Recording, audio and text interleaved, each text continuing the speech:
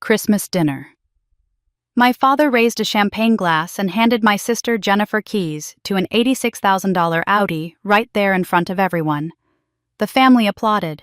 She cried fake tears of surprise. Then he turned to me. "Grace, your rent payment is due Sunday. $100. You're an adult now, time to act like it." I asked one simple question. Why does she get an $86,000 car while I get a bill? His answer destroyed me. Because she's worth it, and you need to earn your place like everyone else. My mother looked away. Jennifer pretended not to hear. Everyone stayed silent. That night, I packed my essentials and left a 3-sentence note on the refrigerator. "I've moved out. The keys are on the counter. I need space." They thought I'd come crawling back in a week. They were wrong. Because 4 days later, on my 30th birthday, I discovered something that changed everything my grandmother left me, a $250,000 trust fund 20 years ago. And my father had been systematically stealing from it using my inheritance to fund my sister's entire privileged life. What happens next? A legal war that exposes 30 years of lies, a family that crumbles under the weight of truth, and a reckoning that proves some people really do get exactly what they deserve. Stay with me, because this story has twists you won't see coming, a betrayal deeper than you can imagine, and an ending that will leave you absolutely satisfied. This is the story of how I took back everything they stole, including my worth. My name is Grace Foster. I'm 30 years old, a senior accountant at a mid-sized firm in the suburbs, and I've spent most of my adult life trying to understand why I was never quite enough for my own family. But on Christmas evening, sitting at my parents' dining table, surrounded by the scent of roasted turkey and the soft glow of candlelight, I finally stopped asking why, and started accepting the truth I'd been avoiding for 3 decades. The Foster family Christmas dinner was, as always, a carefully orchestrated performance. My mother had outdone herself with the decorations, fresh pine garlands wound through the banister, white lights twinkling in every window. A centerpiece of red roses and holly berries that must have cost $200 at least. Bing Crosby crooned from the sound system just loud enough to fill silences, but not so loud as to interrupt conversation. The dining room gleamed with polished silver and my grandmother's good china, the kind that only came out for holidays and important guests. Extended family filled the chairs, my aunt and uncle, 2 cousins, my father's business partner, and his wife. Everyone dressed in their Christmas best, everyone smiling, everyone playing their assigned roles in the tableau of familial perfection. I sat at the far end of the long table, the seat closest to the kitchen door. It wasn't random. Nothing in my father's house was ever random. From this position, I could jump up to refill water glasses, bring out forgotten serving dishes, clear plates between courses. I'd occupied this seat at family gatherings for as long as I could remember, close enough to be present, but far enough to be forgotten in the important conversations happening at the other end. My father, Robert Foster, presided at the head of the table like a king holding court, his voice booming with opinions about business and politics. My mother, Margaret, sat to his right, nodding at appropriate moments, adding gentle commentary that never contradicted him. And my sister Jennifer, 32 and golden as ever, sat to his left in the position of honor. I'd learned long ago to smile through these dinners, to laugh at the right moments, to make myself small and unobtrusive. It was easier that way, safer. But tonight, beneath my practiced composure, something felt different. There was an electricity in the air, a sense of anticipation I couldn't quite name. Jennifer kept glancing at our father with barely suppressed excitement. My mother's smile seemed more brittle than usual, stretched tight across her face. And my father, well, he wore the expression of a man about to make an announcement he'd been savoring for weeks. The moment came halfway through dessert. My father stood his chair, scraping against hardwood, and tapped his champagne glass with a spoon. The conversations died instantly. All eyes turned to him, which was exactly how he liked it. "I want to make a toast," he announced, his voice carrying the weight of importance. "We gather here not just to celebrate Christmas, but to celebrate achievement. to recognize excellence, to reward those who make us proud." He paused, letting the words settle, playing the room like the seasoned performer he was. "Jennifer, sweetheart, would you come here?" My sister rose gracefully. Her designer dress, a deep burgundy number that probably cost more than my monthly salary, flowing around her as she moved to stand beside our father. She was beautiful, I had to give her that. Perfect hair, perfect makeup, the kind of polished elegance that came from having time and money to invest in appearances. She looked confused, which I knew was an act. Nothing about Jennifer was ever truly spontaneous. "You've worked so hard this year," my father continued, his hand on her shoulder. "Your dedication, your drive, your commitment to excellence, these are the qualities that define success. And success should be rewarded." He reached into his pocket and pulled out a key fob, dangling it dramatically. "There's something outside with your name on it, literally." The room erupted in excited speculation. Jennifer's hand flew to her mouth in manufactured surprise. My father was beaming, basking in the attention, in the power of being the generous patriarch.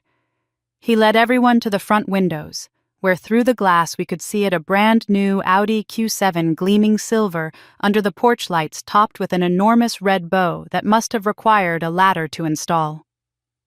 $86,000, my father announced proudly, as if the price tag made the gesture more meaningful. "Because you're worth every penny, sweetheart." The family crowded around Jennifer, offering congratulations, asking about features, exclaiming over the luxury. My mother was crying happy tears. My aunt hugged Jennifer tightly. The business partner pumped my father's hand, praising his generosity. I stood at the edge of the group, my hands clasped in front of me, my smile frozen in place, trying to calculate how someone could justify spending $86,000 on a car while... But I didn't have to finish the thought. My father found me in the crowd, his eyes landing on me with the casual dismissiveness I'd come to expect. As the others drifted back inside to finish dessert and champagne, he moved to where I stood in the hallway. "Grace," he said, his voice devoid of the warmth he'd just showered on Jennifer, "I need you to remember that your rent payment is due Sunday. That's 3 days from now. $1,800. He said it matter-of-factly, the way you'd remind someone to pick up milk at the store. I felt something crack inside my chest. "Dad, I struggled to find words that wouldn't sound accusatory, wouldn't make me seem ungrateful or petty. "I'm just trying to understand. Jennifer gets an $86,000 car, and I get a reminder about rent."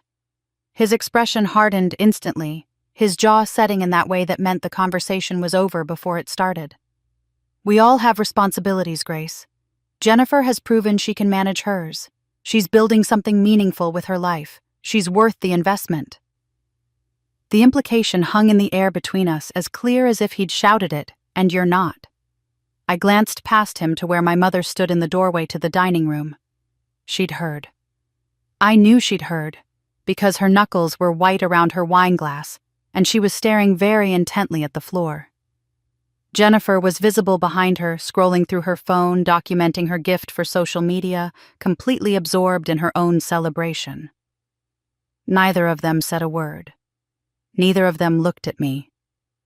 The silence was its own verdict, a collective agreement that this was normal, acceptable, just the way things were. My father patted my shoulder once, a perfunctory gesture empty of affection. "It's Christmas, Grace. Let's not make a scene." Then he walked away, back to his guests, back to the celebration of my sister's worthiness. I stood alone in that hallway, surrounded by twinkling lights and the scent of pine and the sound of laughter from the other room. And I understood with sudden, crushing clarity, this wasn't just another Christmas. This was a message. This was my father telling me in front of everyone who mattered exactly where I ranked in his estimation. And everyone else's silence was their agreement. I wasn't part of this family. I was just someone they tolerated, someone who paid rent to exist on the margins of their perfect picture. The guests began leaving around 9, bundled in coats and scarves, calling out thanks and Merry Christmas as they stepped into the cold December night. I moved through the rooms on autopilot, collecting abandoned wine glasses and dessert plates, carrying them to the kitchen while the farewells echoed from the foyer. My mother was already at the sink, rinsing dishes with mechanical efficiency, her back rigid. We worked in silence, a practice choreography we'd perfected over years of these gatherings. She washed, I dried, neither of us acknowledging the elephant that had taken up residence in the dining room. Through the window above the sink, I could see my father and Jennifer on the front driveway, illuminated by the porch lights. She was sitting in the driver's seat of her new Audi, and he was leaning through the window, pointing out features on the dashboard. My aunt and uncle stood nearby, admiring, asking questions. Jennifer's laugh carried through the glass, bright and musical. My father's expression was pure pride, the kind of unguarded joy I'd seen on his face so rarely that each instance was seared into memory and never, not once, directed at me. Everyone gets what they deserve in this family. My father's voice came from behind me, and I turned to see him standing in the kitchen doorway, watching the scene outside with satisfaction. He wasn't speaking to me specifically, wasn't even looking at me. It was more like he was narrating his own thoughts aloud, stating what he believed to be an irrefutable truth.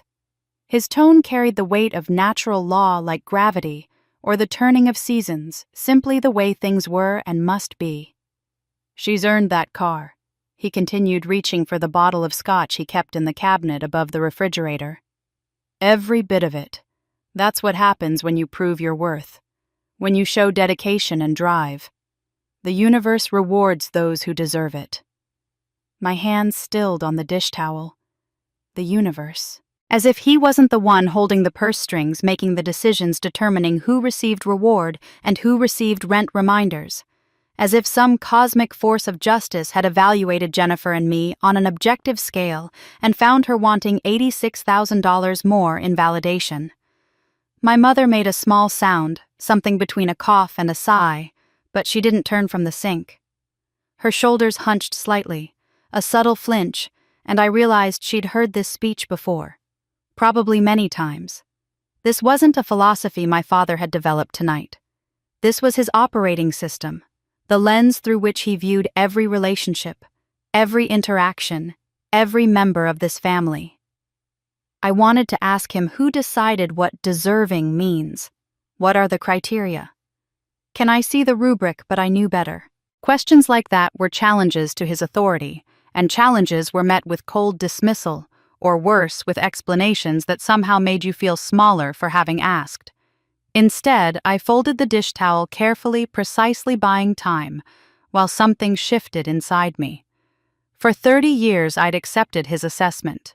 When he praised Jennifer and overlooked me, I'd assumed she must be doing something right that I was doing wrong.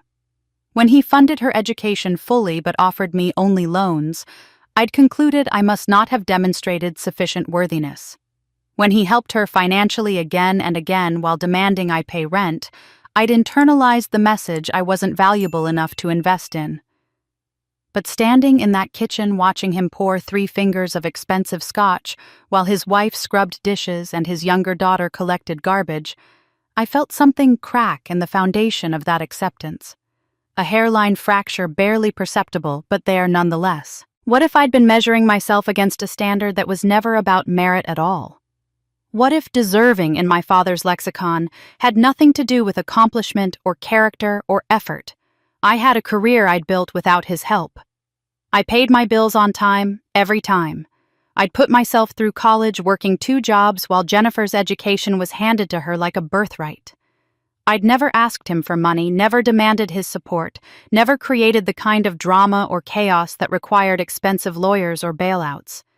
And yet Jennifer, who'd dropped out of graduate school after 1 semester, who'd launched and abandoned a business that cost my father $50,000, who'd never held a job for more than 2 years, Jennifer was the one who proved her worth. Jennifer was the one who deserved investment. The realization settled over me like cold water. This wasn't a meritocracy. This had never been about earning anything. My father had chosen his favorite and everything else. The explanations, the justifications, the philosophy of deserving was just scaffolding built to support a decision he'd made long ago for reasons that had nothing to do with me. I thought about all the times I'd tried harder, worked longer, achieved more, hoping it would finally be enough. The promotion I'd earned last year that my father had acknowledged with a distracted, "That's nice," before turning the conversation to Jennifer's new apartment. The CPA certification I'd studied for while working full-time, passing on my first attempt, which merited less celebration than Jennifer being hired for a job she'd quit 3 months later. The way I'd learned to make myself smaller at these gatherings, quieter, less troublesome, thinking that maybe if I required less, I'd finally be valued for what I offered. What a waste. What a profound, exhausting waste. My father moved past me to look out the window again, swirling his scotch, still admiring his handiwork, his golden child and her golden reward. "That's how it should be," he murmured. "Recognize excellence. Reward those who matter. Those who matter, not those who achieve or those who work hard. Those who matter. To him, in his estimation, by his arbitrary, immutable judgment." The memories started surfacing then, unbidden and unwelcome. Small moments I'd filed away, incidents I'd explained away, patterns I'd forced myself not to see, because seeing them would have meant acknowledging something too painful to bear.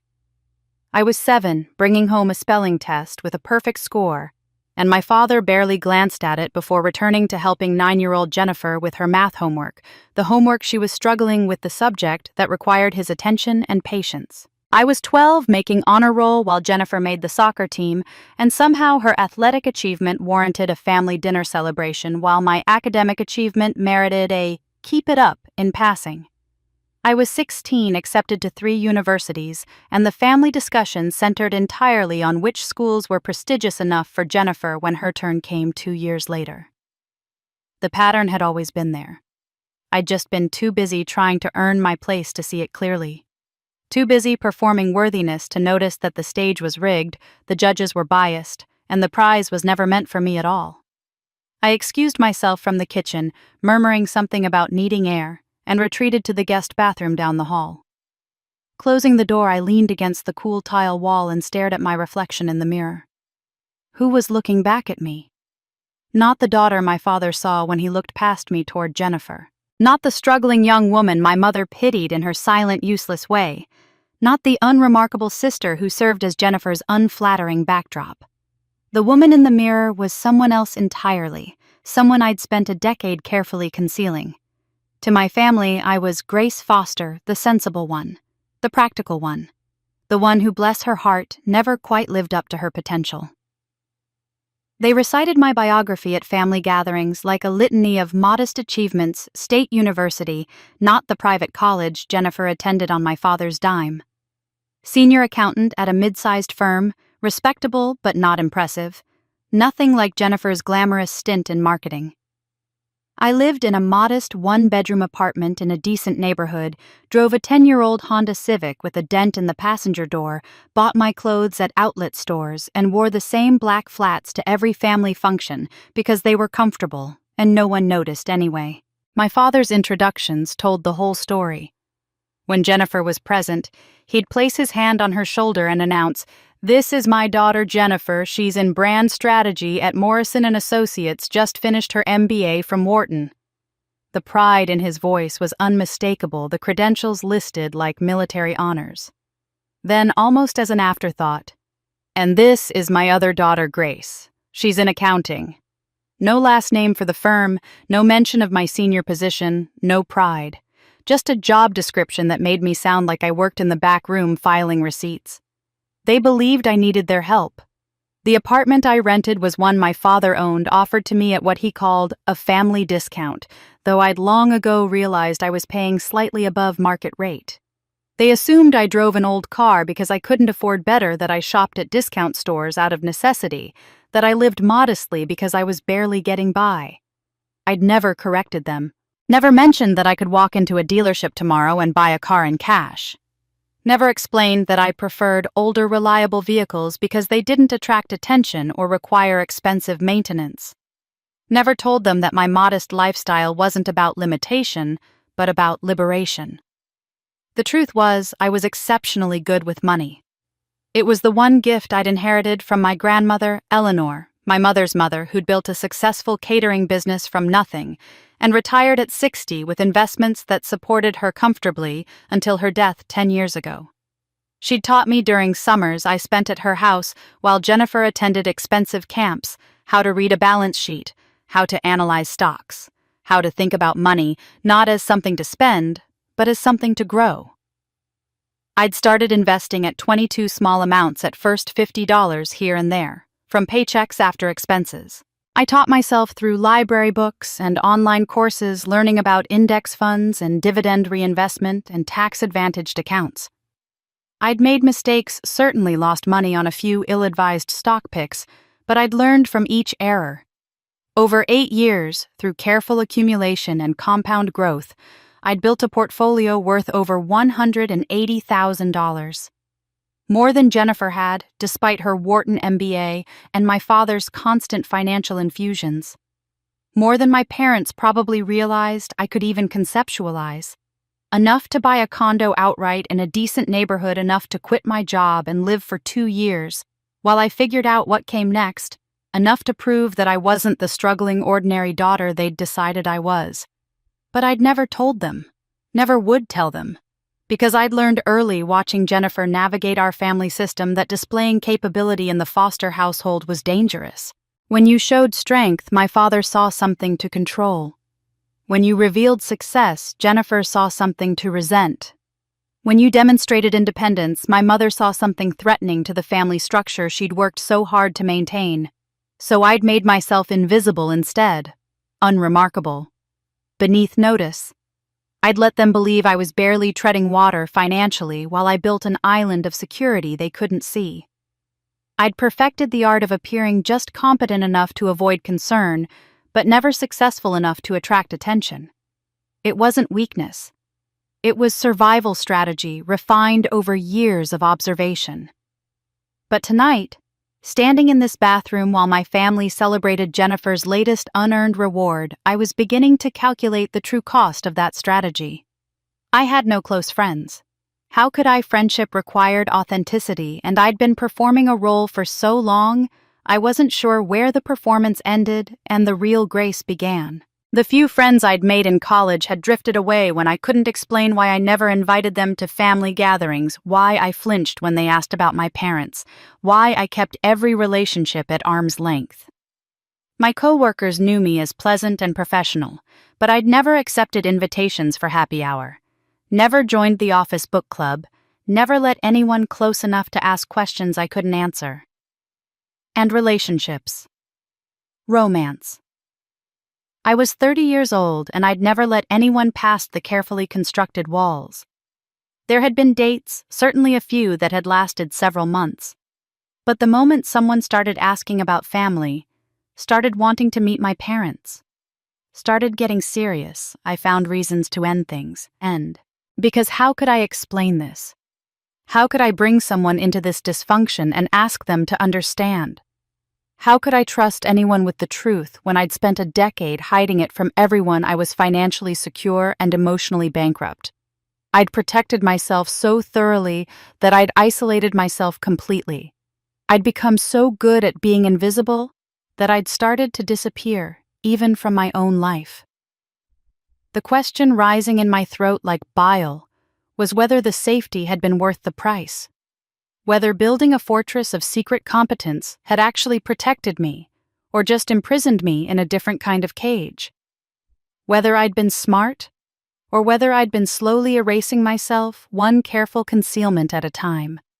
But even as the doubt crept in, I knew with absolute certainty if my family discovered the truth about my finances, about my capabilities, about the fact that I didn't need them at all, everything would change. My father would find ways to make demands to assert control, to punish me for the deception. Jennifer would see it as a betrayal, proof that I'd been secretly competing with her all along. My mother would view it as a threat to family harmony, something to be suppressed and smoothed over. The invisibility wasn't just protection, it was the only thing keeping me free from their manipulation. And I couldn't give it up. Not yet. Maybe not ever. I splashed cold water on my face and returned to help finish the cleanup. But my mind was elsewhere, replaying not just tonight, but years of nights like this. years of moments that had accumulated into an undeniable pattern. The favoritism wasn't new. It wasn't even subtle. What was new was my willingness to finally see it clearly, to stop making excuses, to acknowledge that what I'd been living through wasn't normal family dynamics, but a carefully constructed system that elevated Jennifer while diminishing me at every turn. Jennifer had been the golden child from the beginning. But it wasn't just about being loved more or getting more attention. It was comprehensive, systematic, a full infrastructure of support and protection that caught her every time she fell and celebrated her every time she tried. I thought back to when she was 19, home from her first year at that expensive private college, when she'd gotten pulled over after a party and arrested for driving under the influence. I'd been 17, home for the summer, and I'd watched my father transform into a force of nature. He'd hired a lawyer who cost more than a year's tuition at my state school, someone with connections to the district attorney's office. Within 3 months, the DUI had been reduced to reckless driving. Jennifer had to do community service and attend some classes, but her record stayed clean, her insurance rates barely budged, and the whole thing was framed as a youthful mistake that showed she needed guidance, not punishment. I remembered my father at dinner after it was all settled, his hand on Jennifer's shoulder telling her she'd learned an important lesson and that he was proud of how she'd handled the consequences. Proud of her handling consequences she'd barely faced because he'd moved heaven and earth to shield her from them. Then there was the MBA attempt. Jennifer had been accepted to a competitive program, and my father had paid the first year's tuition in full, over $40,000. She'd lasted 1 semester before deciding it wasn't the right fit and wasn't aligned with her authentic path. At $25,000 gone, and the family narrative was that she was brave for knowing what she didn't want, mature for not forcing something that didn't feel right. My mother had actually said at Thanksgiving that year that dropping out showed wisdom and self-awareness. When Jennifer decided to start a consulting business 2 years later, my father had funded it enthusiastically. Office space, website design, marketing materials, business cards, with embossed lettering. He'd introduced her to potential clients, leveraged his own business connections to get her meetings. The venture had lasted 22 months before Jennifer quietly closed it, having generated almost no revenue and having cost the family north of $50,000 when all was tallied. But that failure was reframed too, described as gaining valuable entrepreneurial experience, understanding the marketplace, building skills that would serve her in future endeavors. She was 32 now, working at a marketing firm in a mid-level position that probably paid somewhere around $65,000 a year. Yet she lived in a luxury apartment building with a doorman and a gym, wore clothes I recognized from department store windows, posted Instagram photos from beach vacations and wine country weekends. The math didn't work unless you added in the family subsidy, which I knew existed because I'd accidentally seen a check register on my father's desk once, made out to Jennifer, marked rent assistance. Assistance she received without question, without shame, without it ever being called what it was: ongoing financial support for a woman in her 30s who'd never had to fully support herself. My path had been so starkly different it would have been laughable if it weren't so painful. When I'd needed money for textbooks, my sophomore year textbooks that cost $600 for 1 semester, my father had told me to get a job. Not offered to lend me the money, not suggested we work something out. Just get a job. So I had. I'd worked at a coffee shop near campus early morning shifts, before classes, and at the library on weekends, shelving books and helping students find references. I'd worked 2 jobs all through college, while Jennifer's education was handed to her like a birthright, fully funded, no strings attached. When my car broke down senior year, the transmission failed and the repair cost was $1,800, I'd had no choice but to ask for help. My father had loaned me the money on paper with a payment schedule and interest. 5% interest, he'd explained, because that was fair and would teach me responsibility. I'd paid him back over 18 months, every payment on time, the final check delivered, with a sense of relief that I owed him nothing anymore. Every interaction I had with my family was transactional, governed by concepts of accountability and responsibility that apparently didn't apply to Jennifer. But it went beyond money.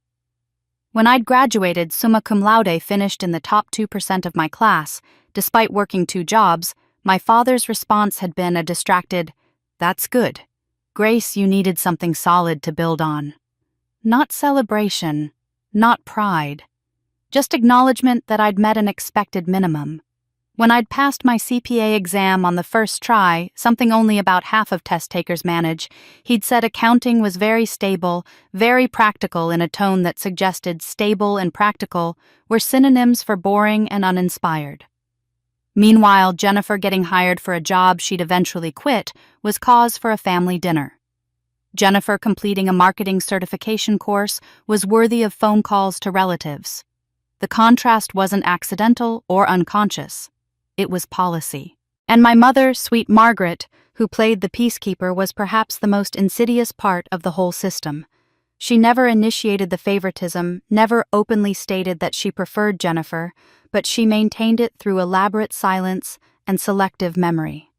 When I'd tried years ago to point out the different treatment, she'd waved it away with, "Every child has different needs, Grace." As if Jennifer needing $1,000 for furniture she wanted, and me needing $50 for a car repair I required for work, were equivalent requests, deserving equivalent consideration. My mother remembered everything about Jennifer, her favorite foods which she prepared whenever Jennifer visited, her clothing size, her preferred brands, her schedule of work meetings and social events. She could recite Jennifer's friends' names, their relationships, their dramas. But she consistently forgot details about my life. She'd missed my 30th birthday last year, apologizing days later that she'd gotten the date confused.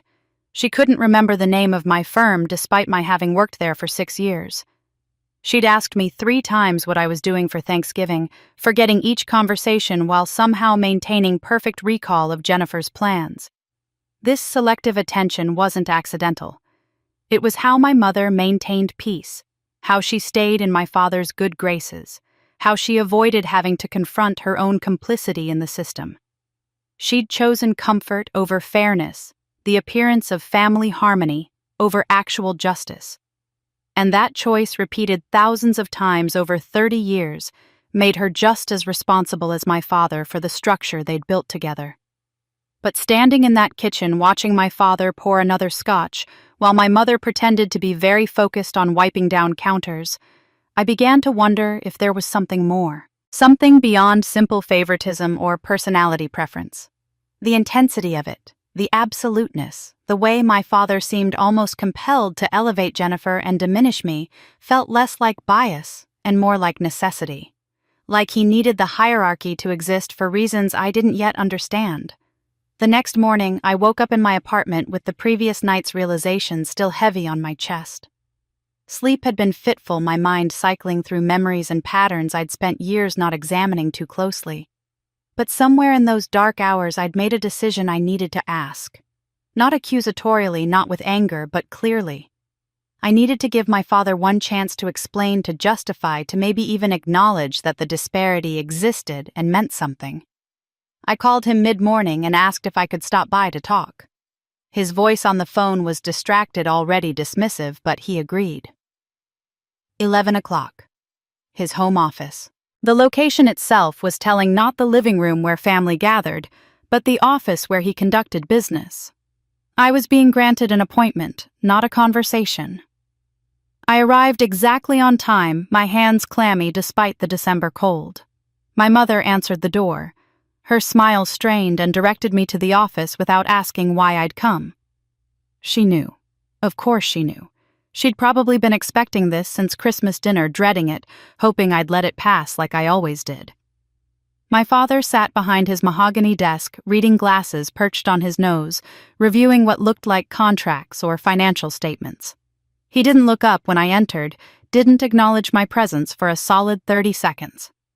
It was a power play, one he'd perfected over decades in business. Make them wait, establish dominance, set the terms before a word is spoken. Finally, he removed his glasses and looked at me with the expression of a man whose valuable time was being wasted. "What do you need, Grace?" I'd rehearsed this. I'd practiced staying calm, keeping my voice level, framing it as a genuine question rather than an accusation. "Dad, I'm trying to understand the difference in how things are handled. The timing of the rent reminder on Christmas right after Jennifer received an $86,000 car. Could we talk about it? His face changed instantly.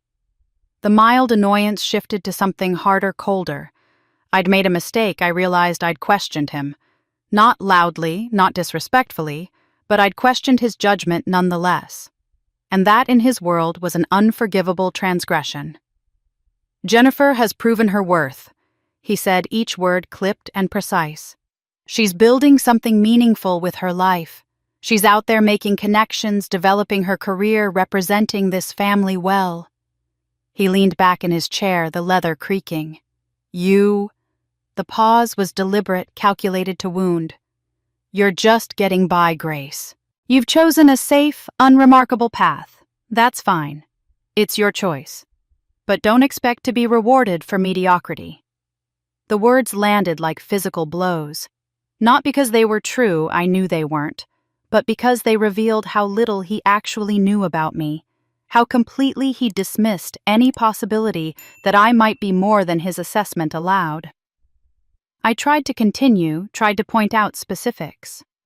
Her DUI that he'd fixed, her failed business he'd funded, the pattern of financial support she received without question while I was charged interest on emergency loans. But he cut me off, his hand slicing through the air in a gesture of absolute finality. Because she's worth it, Grace.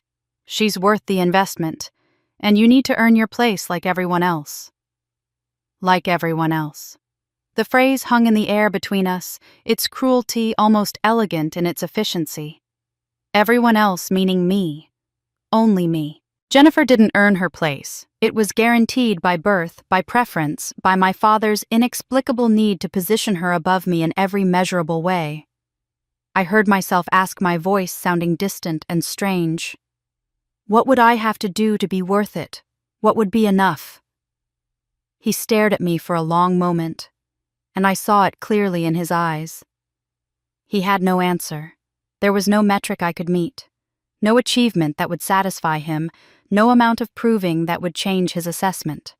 The silence stretched uncomfortably, and finally he said, If you can't afford the rent, maybe it's time to reconsider your living situation. I'm not running a charity, Grace. This is a business arrangement, and if it's not working for you, you're free to make other plans. A business arrangement. That's what I was to him. A tenant. Not a daughter. Not family. Just someone who owed him money and was beginning to be a nuisance by asking questions he couldn't or wouldn't answer. I stood there waiting for something more, some acknowledgement that this conversation mattered, that I mattered. But he'd already put his glasses back on and returned his attention to his papers, the universal signal that I was dismissed. I left his office and found my mother in the kitchen wiping down counters that were already clean, busying herself with nothing because she'd heard every word through the thin walls and couldn't face me. I stood in the doorway for a moment, waiting for her to turn around to say something to acknowledge what had just happened. She kept wiping her back to me, her shoulders tense. From upstairs came the sound of Jennifer moving around, probably getting ready for whatever social engagement filled her day. She'd been home. She'd heard the conversation, or at least heard the raised voices, the tension. And she'd stayed upstairs silent, uninvolved, neither defending me nor questioning our father. The silence from both of them was its own answer. This wasn't my father's isolated cruelty. This was family policy. This was the agreed-upon structure, the established hierarchy, and my attempt to question it made me the problem, not the system itself. I walked to my car in a daze, got behind the wheel, but couldn't make myself start the engine. My hands gripped the steering wheel while something fundamental shifted inside me. For 30 years, I'd been trying to earn a place in my own family, trying to be good enough, accomplished enough, helpful enough, quiet enough, whatever enough to finally be seen as valuable. And I'd believed on some deep level that eventually it would work. Eventually, they'd recognize my worth. Eventually, I'd be enough. But sitting in that car, my father's words echoing in my head, I finally understood that day would never come. Not because I was failing, not because I wasn't trying hard enough, not because I hadn't found the right formula, but because the game was rigged. The test was designed for me to fail. My father needed me to be less than Jennifer, and nothing I did could change that need. I didn't cry. I didn't scream. I didn't drive back inside to argue or defend myself or demand fairness. Instead, I sat in perfect stillness, in a silence that felt different from every silence I'd maintained before. This wasn't the silence of submission or fear or hoping not to make waves. This was the silence of someone making a decision. The silence before action. I started the car and drove home, and with every mile I felt the old Grace, the one who hoped and tried and believed she could eventually earn her place, falling away, leaving behind someone I didn't quite recognize yet, but was about to become. I spent the next 3 days barely leaving my apartment, calling in sick to work for the first time in 2 years. I told myself I had a stomach bug, but the truth was I couldn't face the normalcy of spreadsheets and client meetings while my entire understanding of my life was reshaping itself. I sat on my couch with tea that went cold, staring at walls cycling through the same arguments over and over until they blurred together into white noise. Logically, leaving was simple. I was 30 years old, financially independent, perfectly capable of finding a new apartment and limiting contact. I didn't need them for money or support. I could walk away tomorrow and be fine, better than fine probably. But logic had very little to do with the weight pressing on my chest every time I considered actually doing it. Family loyalty wasn't just a preference in the Foster household. It was doctrine. My mother's voice played on repeat in my head, pronouncements she'd made my entire life. Family is forever Grace. Blood is thicker than water. You don't abandon your people no matter what. She'd said it when her own sister had a falling out with their parents over something I'd been too young to understand. She'd said it when a cousin had gotten divorced and the family had closed ranks against the ex-spouse. She'd said it so many times it had become background radiation and unquestionable truth that shaped how I understood obligation and loyalty. But there was more than just internalized duty keeping me frozen. There was fear, practical and immediate. If I left on bad terms, my father would control the narrative. I knew how he operated, how he shaped stories to position himself as reasonable and anyone who opposed him as irrational. He'd tell relatives I was ungrateful, mentally unstable, having some kind of breakdown. My mother would reluctantly confirm it, tearfully explaining that they'd tried to help me, but I'd turned on them for no reason. Jennifer would stay silent, which would be its own confirmation. I thought about my Aunt Carol, my mother's younger sister, who'd always been kind to me. Would she still take my calls if my father painted me as the villain? What about my cousins, the ones I'd grown up with, who'd never seen the dynamics inside my immediate family? Would they believe me or my father's version? The Foster family had a way of closing ranks, of excommunicating anyone who broke the unspoken rules. I'd seen it happen to others. I'd watched my father orchestrate isolation with surgical precision, and I knew I'd be next if I challenged him openly. The fear of becoming the family pariah, the cautionary tale the name whispered about at gatherings I'd no longer attend, it was almost paralyzing. But worse than fear was hope. That treacherous, persistent voice that kept whispering even as I tried to silence it. Maybe if I just tried harder. Maybe if I was more patient. Maybe if I achieved one more thing, proved myself one more time, they'd finally see me. The voice sounded so reasonable, so mature. Isn't forgiveness supposed to be virtuous? Isn't family supposed to be given endless chances? Isn't walking away just giving up? I'd spent 30 years telling myself next time would be different. After I graduated with honors, they'd see my value. After I got my CPA, they'd recognize my worth. After I made senior accountant, they'd be proud. But the goalposts had moved every single time. Achievement was never what they were actually measuring. I could win a Nobel Prize and my father would find a way to diminish it to make it seem less than whatever Jennifer had done that week. The hope that they'd change, that they'd suddenly wake up and treat me fairly, wasn't optimism. It was self-harm. It was the mechanism that kept me returning to a situation that damaged me year after year, expecting different results, while they continued to benefit from my compliance. Yet, even understanding this intellectually didn't make the hope easier to kill. Hope dies slowly fighting for survival, making you question whether you're the one being unreasonable for losing faith. And then, there were the memories that complicated everything. They weren't all bad. There were moments scattered through childhood when my father had been genuinely kind. I remembered being 6 years old, wobbling on a bicycle, and my father running alongside me with his hand on the seat. His voice encouraging, "You've got it, Gracie. Just keep pedaling." When I'd finally managed 10 feet on my own, he'd cheered like I'd won a race. That memory felt real, untainted proof that he was capable of seeing me. I remembered my mother staying up with me when I was 8 and had nightmares after watching a movie I'd been too young for. She'd sat on the edge of my bed for hours, stroking my hair, singing softly until I fell back asleep. The tenderness in that memory made my chest ache. I remembered Jennifer as a playmate before everything shifted, before the competition crystallized. We'd played elaborate games of make-believe built forts out of couch cushions, made up stories where we were always on the same team. There was a version of my sister buried somewhere under years of favoritism and enabling who'd been my ally once. These memories made me question everything. Were they bad people or just deeply flawed? Was I overreacting, being unforgiving, ungrateful for the good moments while dwelling on the bad?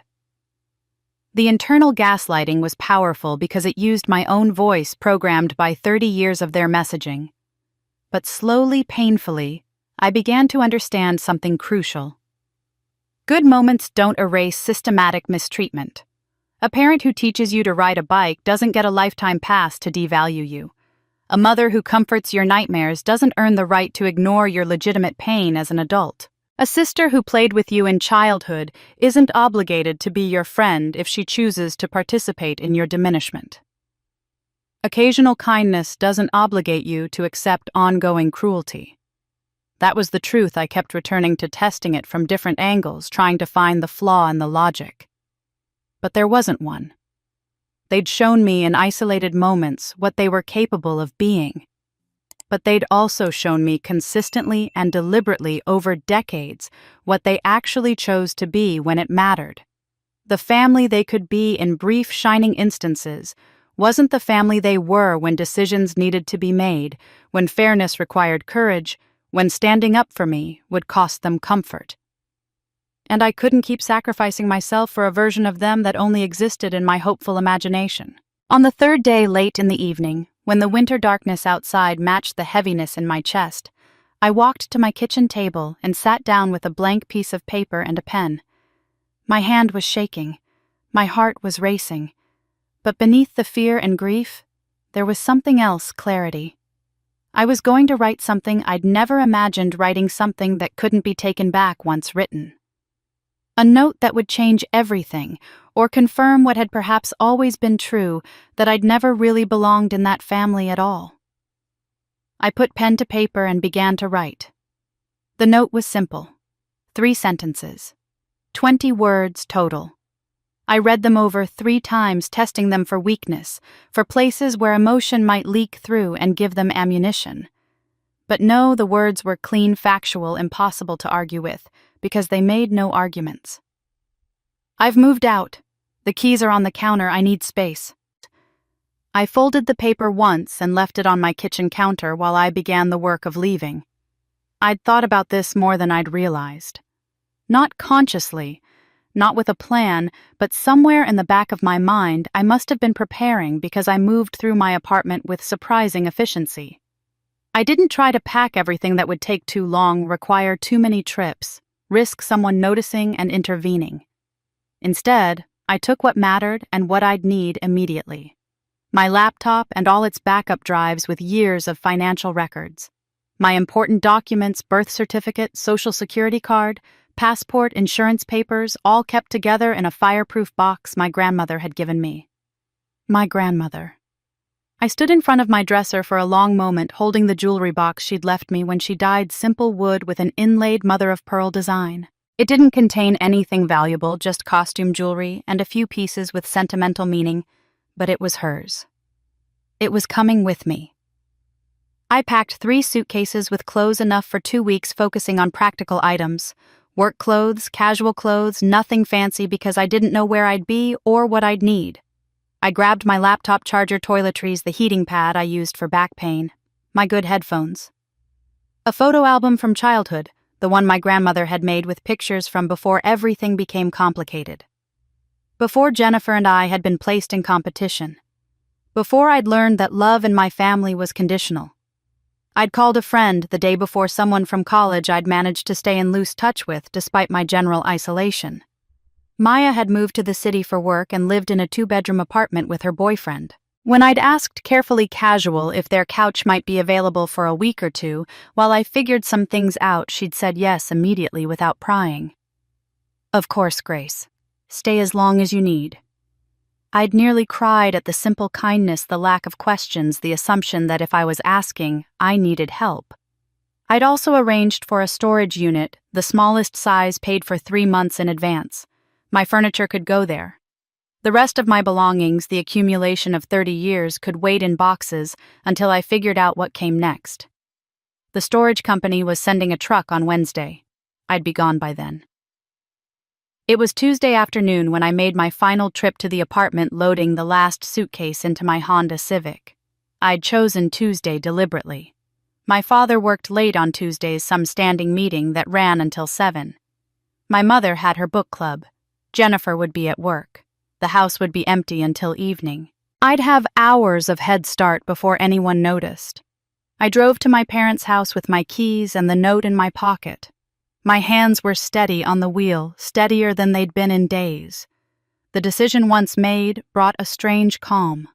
I wasn't running away in panic. I was making a choice deliberately with full awareness of what it meant. The house was empty as expected. I let myself in with my key for what I knew would be the last time. The Christmas decorations were still up, garland on the staircase, lights in the windows. The living room still smelled faintly of pine from the tree.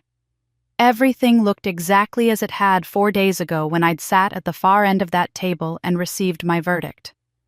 I walked to the kitchen and placed the note on the refrigerator, held in place with a magnet shaped like a pineapple, some vacation souvenir. The refrigerator was the heart of this house, where everyone checked for messages, where the family calendar hung, where my mother posted reminders and grocery lists. They'd see it. I placed my keys on the counter next to the note house key, mailbox key, the spare key to my father's office that I'd never actually used. Everything that connected me to this place returned. I stood there for a moment, looking around the kitchen where I'd helped clean up after countless dinners, where I'd made myself small and useful, where I'd perfected the art of being present, but invisible. Then I turned and walked out, closing the door behind me with a soft click that felt remarkably final. The leaving felt both terrifying and oddly liberating, like stepping off a cliff and discovering that falling wasn't the same as crashing. Or maybe I was crashing and just didn't know it yet. But either way, I was willing to risk it rather than spend one more day standing on that edge, hoping someone would pull me back to safety while they pushed me closer to the drop. I drove to Maya's apartment and carried my suitcases up 3 flights of stairs. She was at work but had left a key under the mat and a text. "Make yourself at home. There's food in the fridge. We can talk when I get back, or not, whatever you need." I set up a small space on her couch with my laptop and a blanket, and then I waited. My father came home first, according to the timeline I'd constructed in my head. He'd walk in around 7:15, tired from his meeting, expecting dinner, or at least the smell of it. He'd probably call out for my mother, get no answer, wander to the kitchen to see what was available. That's when he'd see the note. I imagined his face, the irritation first, then the dismissal. Grace being dramatic. Grace throwing a tantrum. She'd calm down in a few days and come crawling back apologetic and properly chastened. He'd probably pour himself a scotch and not give it much more thought. My mother would come home around 8 from book club, flushed from wine and gossip. She'd find my father in the living room, probably watching television, and he'd mention casually that I'd left a note, that I'd moved out. She'd panic more than he did, I suspected. She'd want to call immediately to smooth things over, to restore the appearance of family harmony. But my father would stop her. Give her a few days. Don't reward the drama with attention. She'll come back. Jennifer might not even find out until the next day. She had her own apartment, her own life funded by my father, and insulated from family drama, unless it directly affected her. When she did hear, she'd feel that flicker of something uncomfortable, but she'd push it down like she always did. Grace was too sensitive. Grace couldn't handle the real world. Grace had always been this way, fragile and difficult and just slightly off. They thought they knew me. Quiet, compliant Grace. Grace who never made waves, never stood up for herself, never challenged the established order. They'd built their entire assessment of me on 30 years of watching me choose silence and submission. What they didn't understand, what they'd never understood, was that silence and compliance had been strategies, not personality traits. Choices I made to survive their system, not evidence of inherent weakness. They didn't know about the savings account, the investment portfolio, the careful planning I'd done for years. They didn't know that I'd been documenting everything, saving emails and texts, keeping records of every interaction just in case I ever needed proof. They didn't know that I'd been preparing subconsciously, maybe, but thoroughly for exactly this moment. I'd spent 3 years building an exit strategy without quite admitting to myself what I was doing. And now, sitting on Maya's couch with the December darkness falling outside, I realized I was ready for whatever came next. More ready than they could possibly imagine. 4 days passed in a strange liminal space. My father had called twice, left voicemails I hadn't listened to. My mother had texted 3 times with variations of, "Please call me, we need to talk." Jennifer had sent nothing. Maya and her boyfriend were respectful of my silence, offering food and companionship without demanding explanations. I'd gone to work, performed my job adequately, if not brilliantly, and returned to their couch each evening feeling unmoored but not regretful. On the 4th day, I woke up and realized it was my birthday, 30 years old. The number felt significant in a way previous birthdays hadn't, like crossing some invisible threshold into actual adulthood, though I'd been supporting myself for years. I lay on Maya's couch in the early morning light and wondered if my mother would remember, if she'd call, if this would be the thing that broke through the standoff.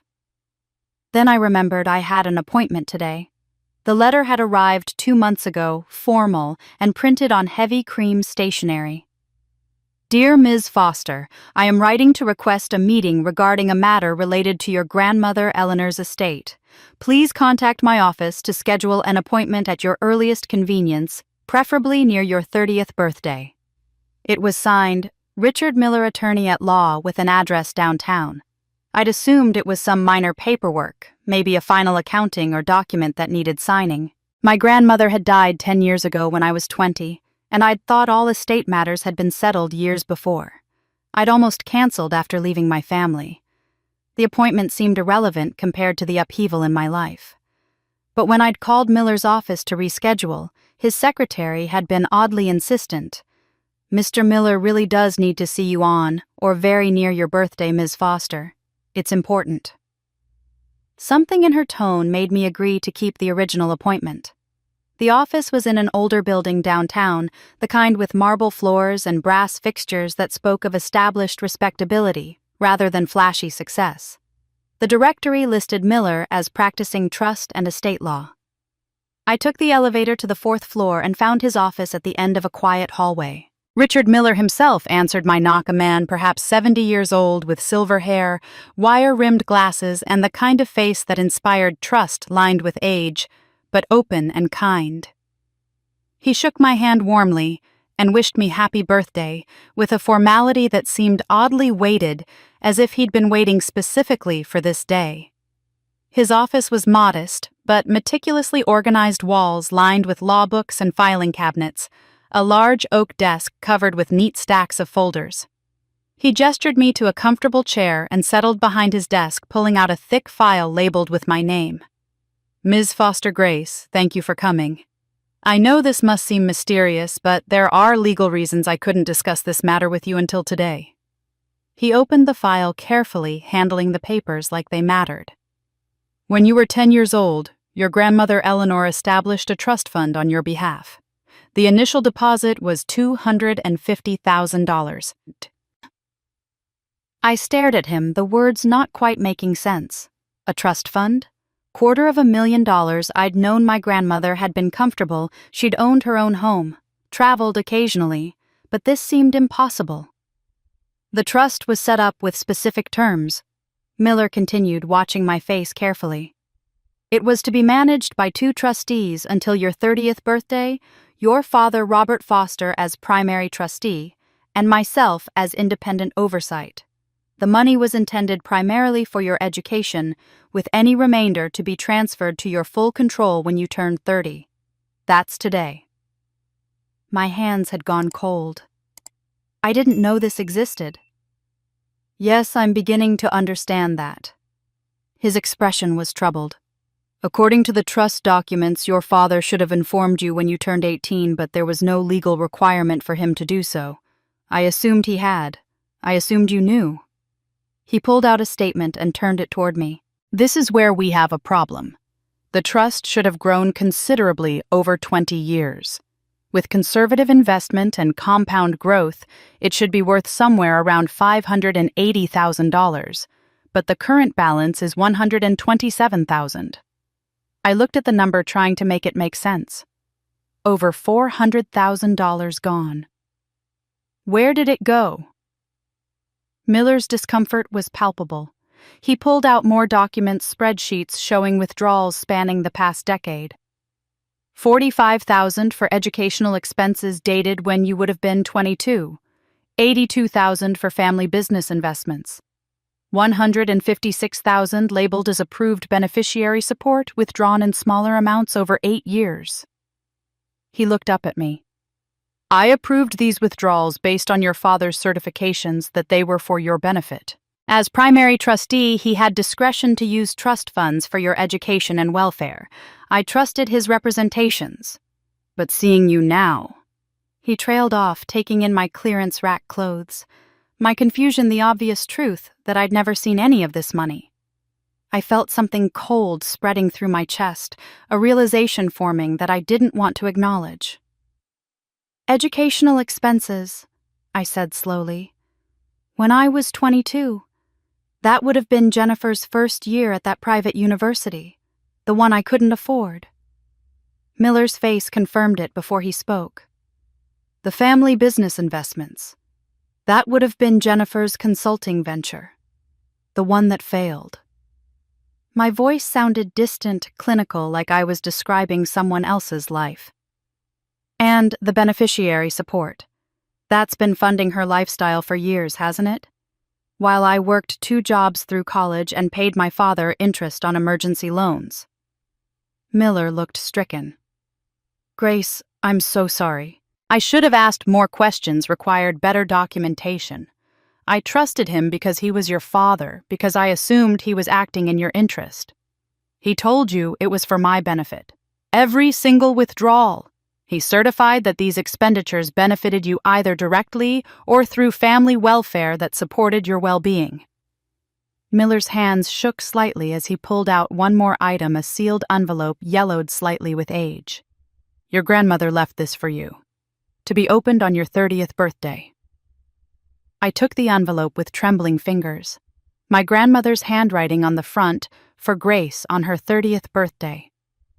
I opened it carefully, unfolding pages written in her distinctive script, and began to read through tears that blurred the words.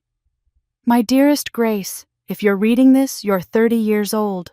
I hope I've been there to watch you grow into the remarkable woman I know you'll become.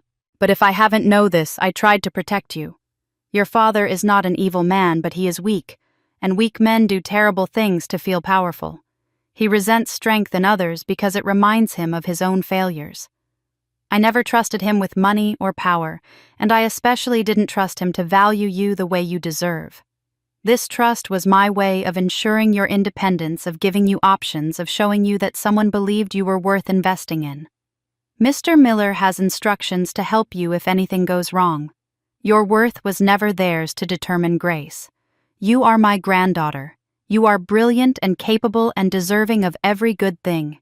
You are enough exactly as you are. Always, Grandma Eleanor. I sat in that chair and wept for the grandmother who'd tried to protect me from beyond the grave for the money that was supposed to prove someone valued me for the systematic betrayal that had funded my sister's life while I'd been told I wasn't worth investing in. The favoritism toward Jennifer hadn't just been emotional or psychological. It had been financial, systematic, criminal, even. And it had been paid for with money my grandmother had left specifically for me.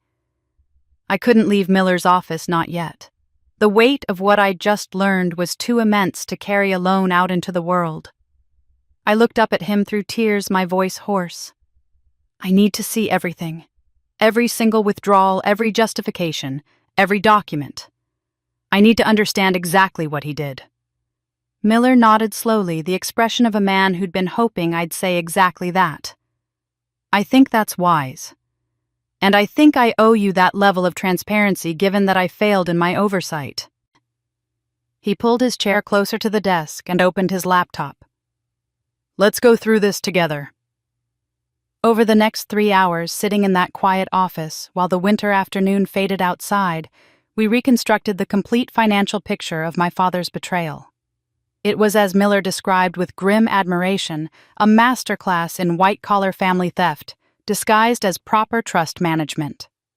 The $45,000 withdrawn for educational expenses in the year I turned 22 was documented with a letter from Robert, certifying that these funds were being used to enhance family educational opportunities which directly benefit the beneficiary through improved family circumstances and relationships.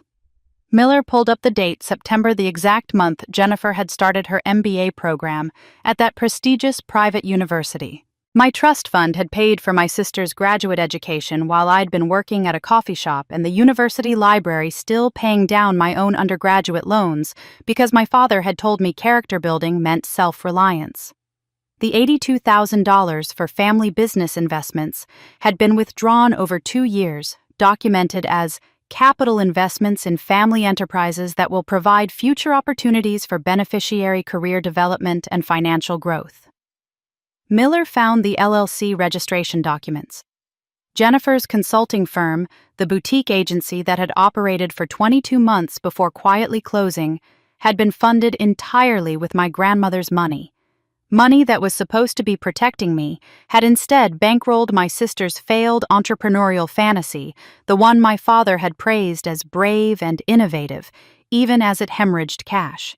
But the most insidious category was the $156,000 in approved beneficiary support. This had been withdrawn in smaller amounts, $8,000 to $12,000 at a time spread over 8 years. Each withdrawal was documented with variations of the same justification. Funds used to support family stability and harmony, creating a positive environment that benefits all family members, including the beneficiary. Miller cross-referenced the dates with his records, and the pattern became clear. These withdrawals had funded Jennifer's lifestyle, the rent assistance I'd glimpsed on my father's check register, the help getting established, that had continued well into her 30s, the safety net that meant she never had to worry about consequences. Every single withdrawal was technically legal, Miller said, his voice heavy with regret. As primary trustee, your father had discretion to use trust funds for your benefit. He justified each expense by claiming it benefited family unity, which theoretically benefited you. I approved them based on his certifications. I trusted him. He looked at me with genuine anguish. I should have asked harder questions. I should have required proof that you were actually receiving benefit. I failed you, Grace. I found surprisingly that I wasn't angry at Miller. He was an elderly attorney who'd known my grandmother, who'd agreed to provide oversight as a favor, who'd been presented with official-looking documents and believable explanations. You trusted my father because you had no reason not to, I said. I understand. I trusted him too for 30 years. He's very good at appearing reasonable. Miller pulled out more documents from Eleanor's file, things beyond the trust paperwork itself. My grandmother had kept meticulous records of her concerns about Robert, letters she'd written to Miller, explaining why she'd structured the trust with 2 trustees, why she didn't trust her son-in-law with full control. She saw him clearly, Miller said, showing me a letter dated 22 years ago. In it, Eleanor had written, "Robert is the kind of man who confuses control with competence, who needs to diminish others to feel adequate. I don't trust him with money, and I especially don't trust him to value Grace fairly. She reminds him too much of me, and he resents me for seeing through him." The words struck me with the force of revelation. Grace reminds him too much of me. That's what this had always been about. Not that I'd failed some objective standard, not that Jennifer was genuinely superior, but that I resembled the woman who'd seen through my father's facade and had the audacity to say so. Every time he looked at me, he saw Eleanor's judgment, her skepticism, her refusal to pretend he was more than he was, and he'd punished me for it my entire life. But as Miller and I continued working through the documents, I began to see something else, a pattern that made the psychological dynamics even clearer. I pulled up the timeline of withdrawals and set it against my memories of family dynamics. The trust had been established when I was 10, Jennifer was 12. But my father didn't make the first major withdrawal until Jennifer was 21 and starting her MBA. That's when the serious favoritism had intensified. Before that, there'd been preference certainly, but not the systematic extreme disparity I'd experienced in my 20s. "He started using my money to fund Jennifer's life," I said slowly, working through the realization. "And then he had to justify it. He had to believe she deserved it, that she was worth the investment, which meant he had to believe I wasn't. The more he stole from me to give to her, the more he needed to convince himself and everyone else that the theft was actually fair because she was simply more valuable." Miller was nodding, following my logic. The financial betrayal created a psychological need to justify it through favoritism, which then reinforced the pattern, made the next withdrawal easier to rationalize. "It's a cycle," I said. "He steals from me, feels guilty, or at least needs to justify it, so he convinces himself Jennifer truly deserves more, which requires believing I deserve less, which makes it easier to steal from me again, for years, feeding on itself." The cruelty of it was almost elegant in its efficiency. I sat back looking at the spreadsheets and documents covering Miller's desk and felt something shift from grief to something harder, clearer. Unlike my impulsive departure from my family home, this required strategy. "I need copies of everything," I told Miller. "Every withdrawal, every approval, every piece of documentation. I need to understand the complete picture before I decide what to do next." He nodded and began printing files, scanning documents, organizing everything into a thick folder he labeled with my name. While he worked, I asked the question that had been forming. If we can prove he misused the trust funds, that they didn't actually benefit me but benefited Jennifer, what are the legal options? Miller stopped, his hand still on the scanner, and looked at me with an expression I couldn't quite read. "That's a complicated question. The statute of limitations for most fiduciary breaches is generally 3 to 6 years, depending on the state. Many of these withdrawals are older than that." My heart sank, but then he continued. "However, there's an exception. Breach of fiduciary duty has no statute of limitations if the trustee actively concealed the breach from the beneficiary. If your father deliberately kept you in the dark about the trust's existence, never informed you of the withdrawals, actively hid what he was doing, then the clock never started running. You could file a claim today for everything he took." The implications settled over me slowly. No statute of limitations. Everything he took. The full accounting, the complete betrayal could be laid bare and challenged regardless of how many years had passed. My father had been so confident in his concealment that he'd never considered I might find out. And that confidence, that arrogance, had left him legally exposed in ways he couldn't imagine. I met Miller's eyes and saw that he understood exactly what I was thinking. This wasn't just about money anymore. This was about truth, justice, and making sure my father finally faced consequences for 30 years of calculated cruelty funded with money stolen from his own daughter. Over the next 3 weeks, I moved through my days with a clarity I'd never experienced before. I'd found a small studio apartment, nothing fancy but mine alone, not connected to anyone who held power over me. I went to work, performed my job with renewed focus, and came home to silence that felt like relief rather than loneliness. Miller and I met twice more to review documentation building what he called an extremely solid case, should I choose to pursue it. I hadn't decided yet. The knowledge itself felt like power enough for now. Then my mother called. I almost didn't answer, but curiosity won out. Her voice on the line was strained, higher-pitched than normal. "Grace, honey, I'm so glad you picked up. We've been so worried. Are you okay? Where are you staying?" "I'm fine, Mom. I'm staying with a friend." I kept my voice neutral, giving nothing. There was a pause, then she shifted tactics. "Your father is very stressed right now.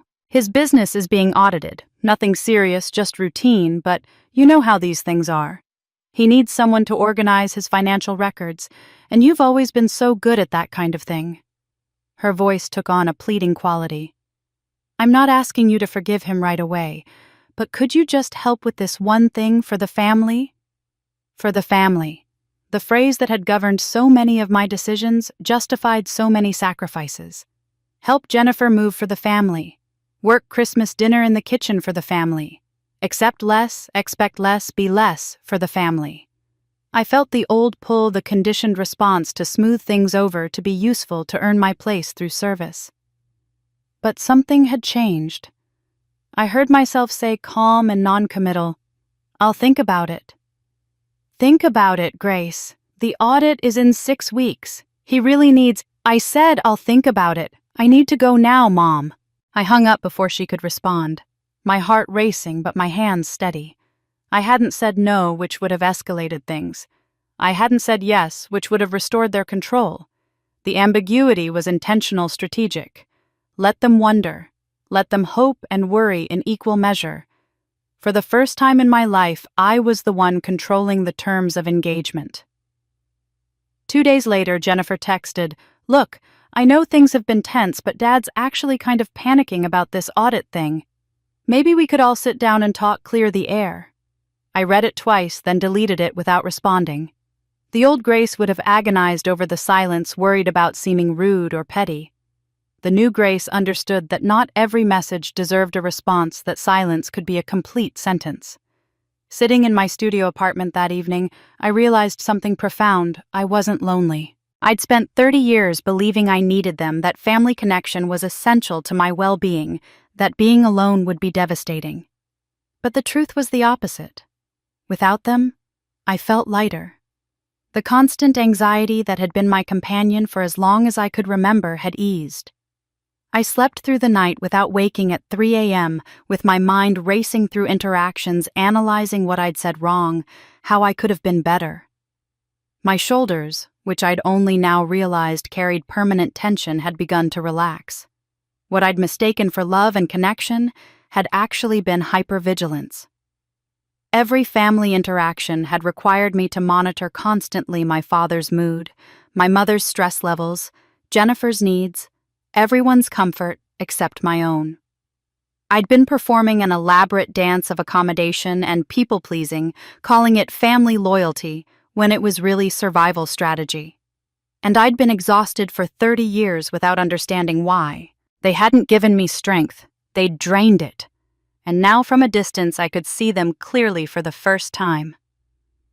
Small people using cruelty to feel large. A father who needed to diminish others to feel adequate. A mother who chose comfort over courage. A sister who accepted privilege without questioning its source. They weren't powerful or impressive or worthy of the pedestal I'd placed them on. They were ordinary people making selfish choices, and I'd spent 3 decades giving them far more credit than they deserved. The audit problem I knew from my mother's call was serious. My father's firm handled commercial real estate investments, and I'd done work for him before organizing records, preparing documents for tax filings, cleaning up his perpetually chaotic filing system. He'd always been sloppy with documentation, confident that his charm and connections would smooth over any discrepancies. Now someone was actually looking at his records, and he needed them to make sense. He needed me. But I didn't need him. Not his approval, not his money, not his acknowledgement. The realization was seismic, foundational, changing the entire landscape of our relationship. For the first time in my life, I held cards he needed, and the knowledge felt like breathing after decades underwater. Then, on a Thursday evening, 3 weeks and 2 days after I'd left my note on their refrigerator, someone knocked on my apartment door. I looked through the peephole and felt my stomach drop. My father, standing in the hallway of my building, his face set in that expression of controlled displeasure I knew so well. I'd never told them this address, which meant he'd hired someone to find me. The violation was stunning, but not surprising. This was how he operated. No boundary was sacred when he wanted something. I opened the door but left the chain engaged, creating a 4-inch gap between us. "What do you want?" "Grace, this is ridiculous. We need to talk like adults." His voice carried that familiar tone of authority, the assumption that his presence and demand would be enough. "This audit is serious. I need your help, and you need to stop this childish game of hiding." "I'm not hiding. I left." "Over nothing. Over a misunderstanding that we can work through if you'd just stop being so dramatic." He was using his reasonable voice, the one that had always made me feel like I was overreacting. "You have a family obligation here. I need those records organized, and you're the only one who knows the system well enough to do it quickly." Family obligation. The phrase that had governed my entire life. But hearing it now, knowing what I knew about the trust fund, about the systematic theft, about the way he'd stolen from me to elevate Jennifer, while demanding I feel grateful for scraps, the audacity of him invoking obligation was almost breathtaking. "No," I said simply. His face changed, the reasonable mask slipping. "Excuse me. No, I'm not helping you." My voice was steady, calmer than I felt. "You need to leave." "Grace, you don't understand." "I understand perfectly. I understand that you need something from me and you're used to me providing it without question. But I'm not doing that anymore. Leave." He tried once more, his voice hardening. "You're making a serious mistake. When you calm down and realize how foolish you're being." I closed the door. Not slammed it, not shouted through it, just closed it quietly with him mid-sentence and engaged both locks. Through the door, I heard him say something else. His voice raised now, but I walked away into my apartment and turned on music to drown it out. My hands were shaking. My heart was pounding. But underneath the adrenaline was something else, exhilaration. I'd just closed the door on my father. Literally and metaphorically. The man I'd spent 30 years trying to please, trying to impress, trying to earn acknowledgement from, I'd shut him out without explanation or apology. And it felt like freedom. After closing the door on my father, I expected retaliation. What I got instead was something more insidious.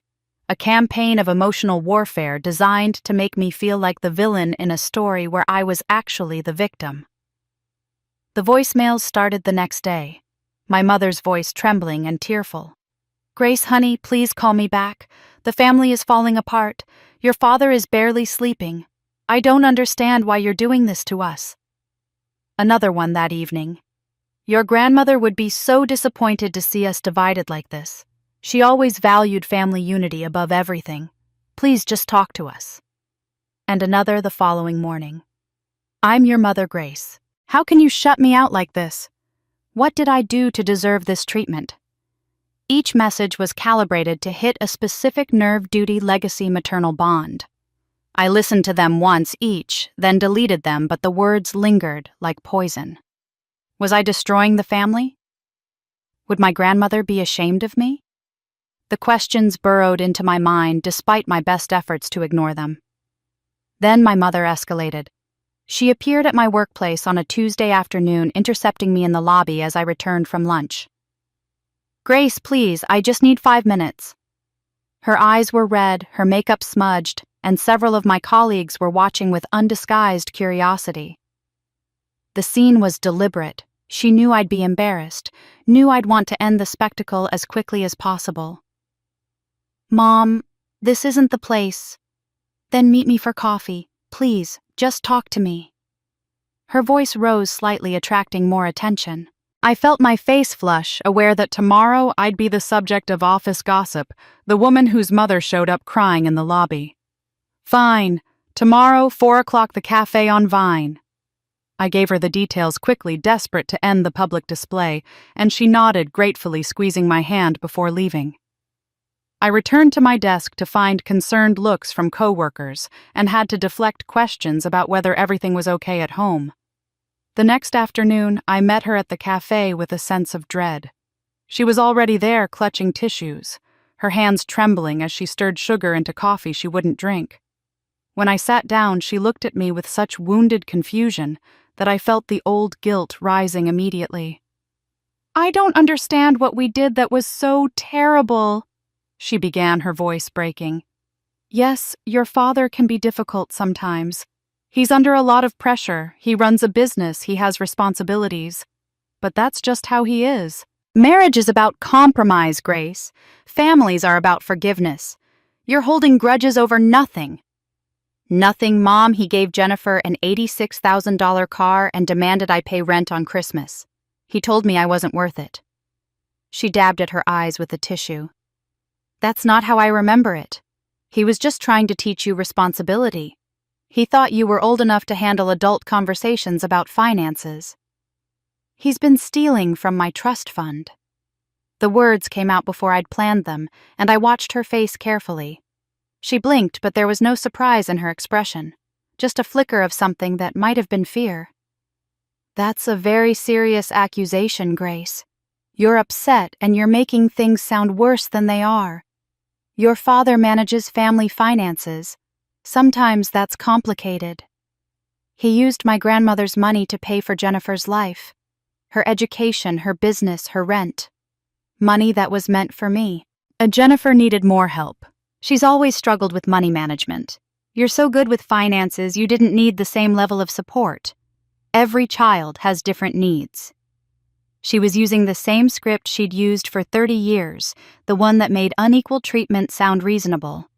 I tried to bring up other incidents, the loans with interest, the dismissal of my achievements, the pattern of favoritism, but she had an answer for everything. "You're being too sensitive. That's just your interpretation. Jennifer never complained about any of this, and she was there too. If she's fine, maybe the problem is how you're perceiving things." The implication was devastating. If Jennifer, who received the favoritism, didn't see anything wrong, then my hurt must be invalid. My reality was being rewritten as oversensitivity, my legitimate pain as character flaw. But my mother wasn't finished. "Your father isn't well, Grace. This stress is affecting his health. The business audit, and now this family crisis you've created.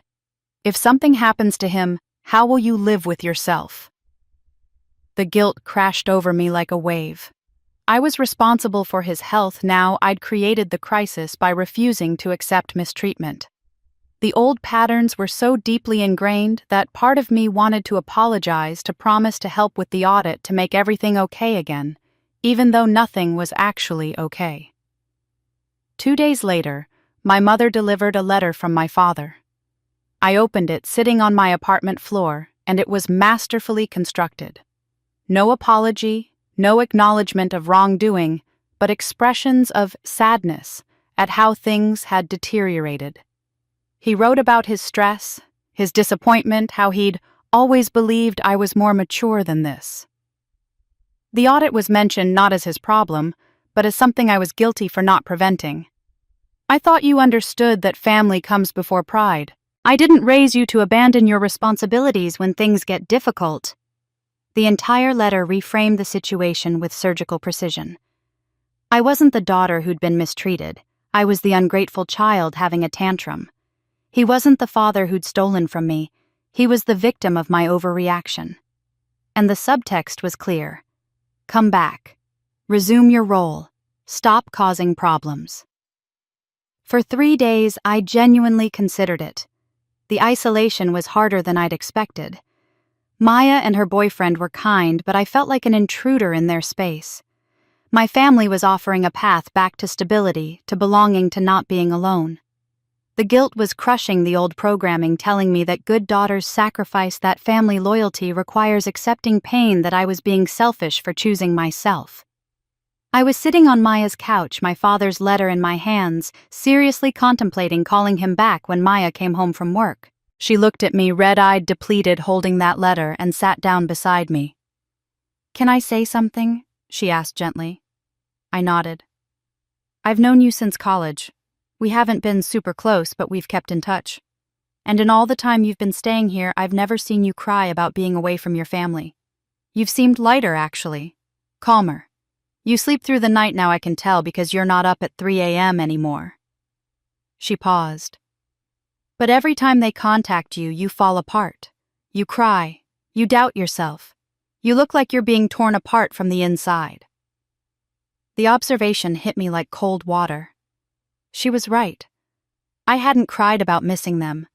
I'd cried about their manipulation, about the guilt they weaponized, about the exhaustion of fighting conditioning that had been programmed into me for 30 years. "They're not sorry you're hurt," Maya said quietly. "They're angry that you stopped being available. That's different, Grace." Oh, and just like that, the spell broke.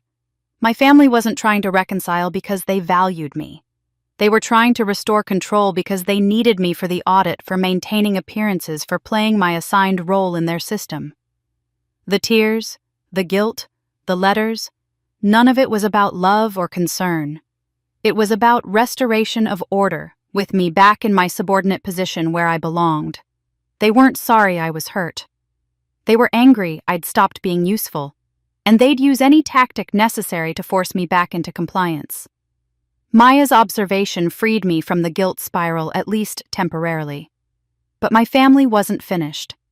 When emotional manipulation failed to bring me back into line, they escalated to something more calculated. They began controlling the story itself, shaping the narrative before I could even think to defend myself. I found out about it through my Aunt Carol, my mother's younger sister, who'd always been kind to me in a distant, well-meaning way. She sent a text on a Thursday evening. "Grace, honey, your mother is absolutely heartbroken. I don't know what happened between you all, but whatever it was, I'm sure it can be worked out. Family is forever. Please call her." The message was friendly enough on the surface, but the subtext was clear. She'd heard a version of events, and that version positioned my mother as the injured party. I sat staring at the text, trying to figure out how to respond when another message came through. This one from a cousin I'd been close to growing up, Emily. "Hey, Grace. Hope you're doing okay.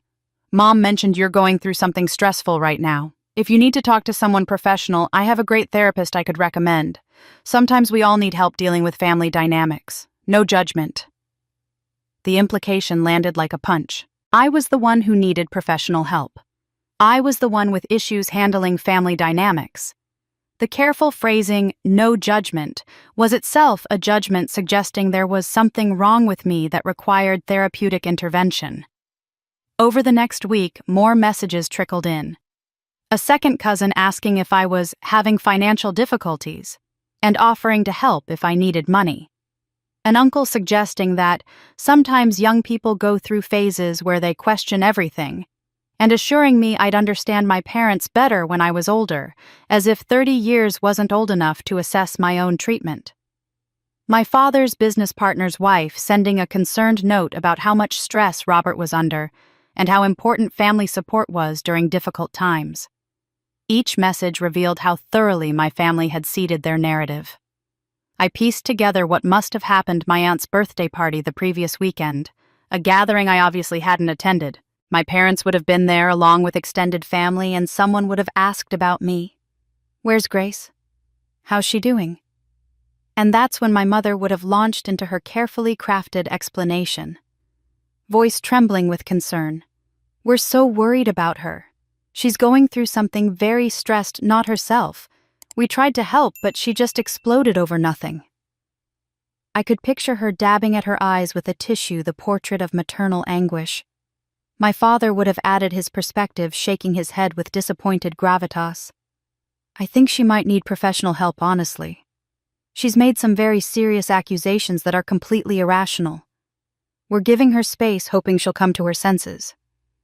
He'd frame it as concern, not anger, positioning himself as the reasonable parent dealing with a troubled child. And Jennifer, when pressed, would sigh sadly and say she didn't understand what happened, that I'd just suddenly turned against them for no reason, that they were all hoping I'd get better.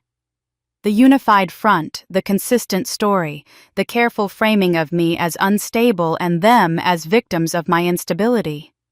The genius of it was that they expressed concern rather than anger. They weren't bad-mouthing me in an obvious way that would make them look petty. They were worried family members dealing with a relative who was clearly having some kind of breakdown. And because they got their version out first, to people who hadn't witnessed the actual dynamics, their story became the default truth. Relatives who'd known me my entire life were now approaching me with the assumption that I was the problem. No one asked for my side. No one said, "What happened?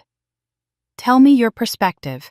They'd already decided, based on my parents' testimony, that I was struggling with something, seeing things that weren't there, overreacting to normal family conflicts. The isolation was effective and deliberate. Family members I'd been close to were suddenly cautious, distant, treating me like someone fragile who might break if they said the wrong thing. Or worse, treating me like someone unstable who might lash out irrationally. Cousins I'd texted regularly stopped responding. An uncle I'd always admired for his straightforwardness unfriended me on social media without explanation. My father had even inverted the financial reality. Based on the messages I was receiving, he'd told people that I'd demanded money from him, significant amounts apparently, and had cut off contact when he'd reasonably refused. The truth that he'd stolen hundreds of thousands from my trust fund had been rewritten as me being greedy and vindictive when denied. I sat in my apartment, surrounded by these messages, each one a small cut, and felt the walls closing in. My instinct was to defend myself, to send out a group message or post something on social media explaining the truth. To detail the favoritism, the stolen trust fund, the systematic mistreatment. To fight back against the narrative with facts and evidence. But something stopped me. Maybe it was exhaustion, or maybe it was strategic instinct, but I realized that engaging in public battle now would be a mistake. My father had decades of established relationships, natural authority as the family patriarch, and the kind of charm that made people instinctively trust him.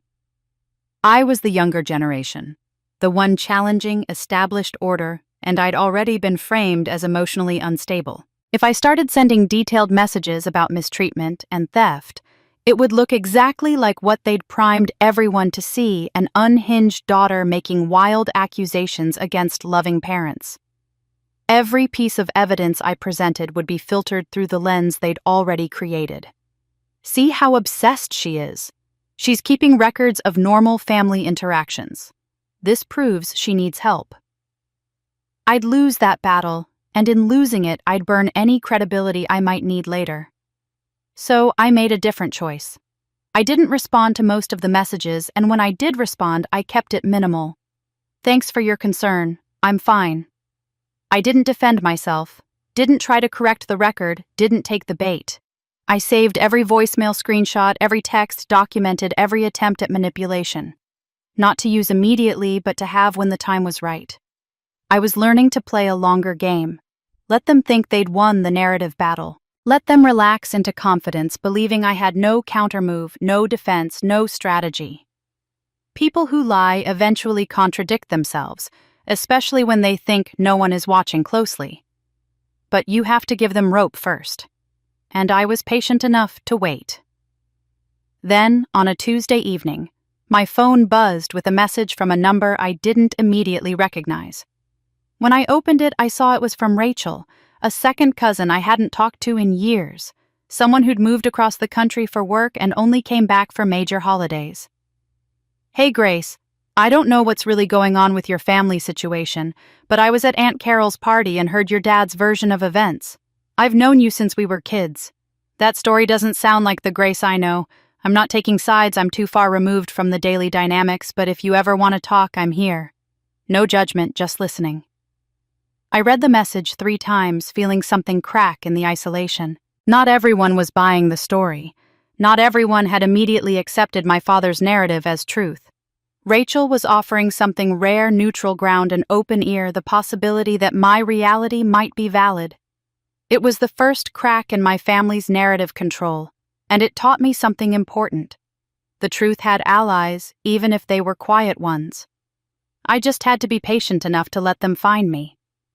Rachel's message planted a seed. Not everyone believed the story my family was telling. And if not everyone believed it, then maybe the truth had more power than I'd given it credit for. The question was timing. When and how to reveal what I knew. I met with Miller the following week to discuss strategy. We sat in his office with the complete trust documentation spread across his desk, and I asked him point blank, if I want my father to know that I know, how do I communicate that without giving away too much too soon? Miller leaned back in his chair, studying me with an expression that mixed approval and concern. You want to apply pressure without committing to a full legal action yet. Exactly. I want him to understand that I have information, that I'm not the confused emotional daughter he thinks I am, but I don't want to reveal my full hand or give him time to prepare a defense. We drafted the letter together over the course of an hour, revising it multiple times to strike exactly the right tone. Too emotional, and it would confirm his narrative that I was unstable. Too aggressive, and it would give him ammunition to claim I was attacking him. It needed to be calm, factual, professional, the kind of communication that would terrify someone with something to hide precisely because it was so controlled. The final version was a single page typed on plain white paper, carefully worded, Dear Dad. I've become aware of the trust fund grandmother Eleanor established for me in 2003. I've received documentation regarding withdrawals made between 2013 and 2023. I'm currently reviewing these expenditures with legal counsel to understand the beneficiary benefit claims made for each withdrawal. I expect this review will take several weeks. I wanted to inform you as a courtesy. Grace. No accusations, no threats, no emotion. Just facts and the implication that I had access to information he'd assumed I'd never see. The phrase legal counsel was particularly loaded. Miller had suggested it specifically to signal that this was no longer just a family squabble, but something with potential legal dimensions. I sent it via certified mail, creating a paper trail, ensuring he'd have to sign for it and that I'd have proof of when he received it. Then I waited. The letter would have arrived on a Thursday, delivered to his office, where he'd have to sign the postal service receipt. I imagined him opening it, perhaps expecting some tearful plea for reconciliation or angry accusations he could dismiss. Instead, he'd find a calm, professional notification that I knew about the trust. He'd genuinely believed I would never find out. For 10 years since my grandmother died, he'd successfully hidden the trust's existence from me.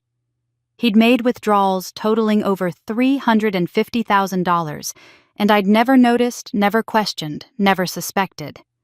In his mind, the secret was safe, because I was the dutiful daughter who didn't ask uncomfortable questions, who accepted whatever reality he presented. But now I knew, and he knew that I knew, and that changed everything. Miller had explained what this letter would mean to someone in my father's position exposure. If I pursued this legally, the trust would be scrutinized. Every withdrawal would have to be justified. Every claim that the money benefited me would have to be proven. And my father's documentation, loose, vague, built on his authority rather than actual evidence, wouldn't hold up under real examination. More than that, the scrutiny wouldn't stop at the trust.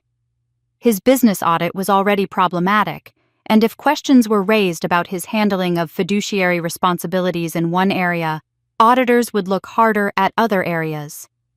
His pattern of treating family money and business money as interchangeable would come to light. The careful image he'd constructed of himself as a successful ethical businessman would crack. And beyond the legal exposure, there was social exposure. The family narrative he'd been spreading that I was unstable, irrational, making wild accusations would be revealed as deflection. People would know he'd stolen from his own daughter. The community reputation he'd spent decades building would be destroyed. I knew my father well enough to predict his first reaction would be rage. How dare Miller betray him by giving me access to records? How dare I threaten him? How dare anyone question his authority? but underneath the rage would be something unfamiliar fear. Real, legitimate fear that he couldn't talk his way out of this, couldn't control the outcome, couldn't make it disappear through force of personality. 3 days after the letter would have arrived, Miller called me. "Your father's attorney contacted me this morning. He's aware that you've been reviewing trust documents. He wanted to know what your intentions are." Miller paused. "The fact that he's already involved his attorney tells me the letter had the intended effect." "He's scared," I said. "Yes, and he should be. His documentation is weak at best, fraudulent at worst. If this goes to court, he'll have a very difficult time proving those withdrawals benefited you in any meaningful way."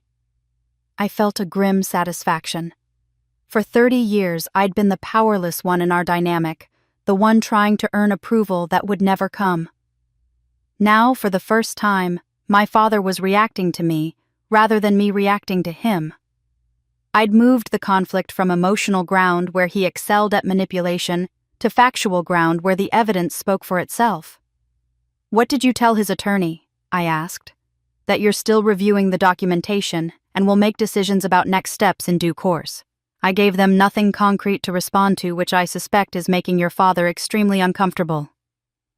The uncertainty would be eating at him. Not knowing what I planned to do, not knowing when I might act, not being able to control the timeline or the narrative.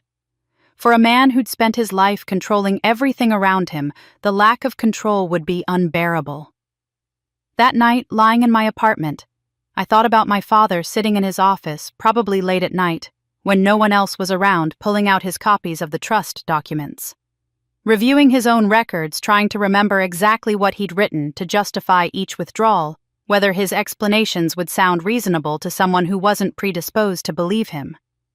Calculating how much trouble he was actually in. The man who'd told me I wasn't worth investing in had built his daughter's comfortable life on money stolen from his other daughter. And now that other daughter had the receipts, the documentation, the legal standing to demand accountability. I wondered if he'd told my mother yet, if he'd admitted to her what he'd done, or if he was still trying to handle it alone, maintain the pretense that everything was under control. I wondered if Jennifer had any idea that her graduate degree, her business venture, her years of comfortable living had been funded with money that was meant for me. But most of all, I wondered if my father was finally, for the first time in his life, losing sleep over something he couldn't talk his way out of. If he was lying awake at 3 a.m, staring at the ceiling, realizing that the daughter he'd dismissed as ordinary and unremarkable had just outmaneuvered him completely. The thought shouldn't have given me satisfaction, but it did. Not revenge exactly, not yet. Just the simple, powerful knowledge that he finally understood I wasn't the person he'd decided I was. And that miscalculation was about to cost him everything. While I waited for the fallout from my letter to unfold, I made a conscious decision not to put my life on hold. For too long, I'd been in a holding pattern, waiting for my family to change, waiting to be seen, waiting for permission to fully exist. That waiting was over. 2 months after leaving, I signed a lease on a small one-bedroom apartment in a neighborhood I'd always liked, but never considered because it wasn't on the approved list of areas my father deemed acceptable. The apartment was on the 3rd floor of an older building with hardwood floors that creaked, and windows that looked out onto a tree-lined street. It was modest, nothing fancy, but it was entirely mine. Not rented from family, not connected to anyone who held power over me. When I turned the key in the lock for the first time, I felt something I hadn't expected: pride. This was mine. I'd earned it, chosen it, and no one could take it away. I started saying yes to things I'd always declined. A coworker named Sarah, who'd been inviting me to happy hours for years, asked again if I wanted to join the group after work. Usually, I'd manufacture an excuse. I was tired, I had plans, I needed to get home. This time, I said yes. We went to a wine bar downtown, and I discovered that Sarah was funny and kind, that the other accountants from our floor were interesting people I'd kept at deliberate distance. When Sarah asked if I wanted to join their monthly dinner group, I agreed without the usual calculation of risk and exposure. I joined a book club at the local library after seeing a flyer in the lobby of my building. The group met on Thursday evenings, 8 women ranging from their 30s to their 60s, discussing everything from literary fiction to mystery novels. During the second meeting, when we were discussing a novel about family dysfunction, I found myself contributing observations I'd been too guarded to share before. One of the women, Patricia, who was maybe 60 with silver hair and sharp eyes, said afterward, "You have such thoughtful insights, Grace. Would you want to lead next month's discussion?" The comment stopped me. Patricia valued my opinion simply because it was valuable, not because I'd spent years proving myself worthy of having opinions. There was no hierarchy to climb, no approval to earn, no test to pass. My thoughts mattered because I existed and had a brain, not because I'd demonstrated sufficient worth to have my perspective considered. The difference was staggering. I also started therapy. I'd considered it for years but had never followed through, partly from the general inertia of my old life, partly from fear that my family would discover it and use it as evidence that I was unstable. Now, with distance and determination, I made an appointment with Dr. Lisa Chen, a therapist who specialized in family systems and trauma. In our third session, I was trying to explain my guilt about cutting off contact, and Dr. Chen interrupted me gently. "Grace, I'm hearing you describe emotional abuse, financial exploitation, scapegoating, and systematic favoritism. But you keep calling it family issues and questioning whether you're overreacting. Why do you think that is?" The words emotional abuse, financial exploitation felt too serious, too dramatic. Those terms seem extreme for what happened. They weren't violent. They didn't starve me or lock me in closets. "Abuse doesn't have to be physical to be real and damaging," Dr. Chen said. "What you've described is a family system where your worth was constantly questioned, your achievements dismissed, your needs ignored, and your inheritance literally stolen to benefit your sister. That's abuse, Grace. You're allowed to name it accurately." The permission to use accurate language was unexpectedly powerful. For weeks afterward, I practiced naming what had happened. This was emotional abuse. This was financial exploitation. This was not normal family conflict. The words felt true in a way that family issues never had. Dr. Chen asked me a question in our fifth session that changed something fundamental. If a friend came to you and told you that her family demanded she pay rent while giving her sister an $86,000 car, then stole her inheritance to fund that sister's lifestyle, what would you tell her to do? I answered immediately. I'd tell her to get out. I'd tell her they were using her. I'd tell her she deserved so much better. "But you struggle to extend that same compassion to yourself," Dr. Chen observed. "You're applying a much harsher standard to your own situation than you would to anyone else's." She was right. I'd been demanding that I be endlessly forgiving while never holding my family to even basic standards of fairness. I'd been expecting myself to accept mistreatment as the price of belonging, while I'd never expect that of anyone I cared about. With Miller's help, I also decided what to do with the remaining trust money, the $127,000 that was finally legally mine. Part of it went to securing my apartment and building my emergency fund, but the rest I used to create something my grandmother would have loved. I established the Eleanor Foster Scholarship for young women studying accounting or finance at state universities, specifically for students who worked multiple jobs and received no family financial support. The application included a question I crafted carefully. Describe a time you had to choose between family expectations and your own well-being. How did you navigate that choice? I wanted to find young women like me, women who were fighting guilt and obligation while trying to build independent lives. Women who needed someone to tell them that choosing themselves wasn't selfish, that self-preservation wasn't betrayal. When I received the first application from a 19-year-old named Sarah working night shifts at a warehouse to pay for textbooks whose parents had told her college was a waste, for a girl who should be focusing on finding a husband, I cried reading her essay. When I called to tell her she'd received the scholarship, her shock and gratitude reminded me why I'd left, why I'd fought, why this all mattered. I was learning that my value didn't come from my family's validation. It came from using my experience, my pain, my hard-won freedom to light the way for others still trying to find their way out of similar darkness. My phone buzzed late one evening while I was reading on my couch. An unknown number, but the area code was local. I almost didn't answer, but something made me pick up. Grace. This is your cousin Rachel. I know we haven't talked in years, but I heard some things at the last family gathering that didn't sit right with me. Can we talk? I met Rachel for coffee 2 days later.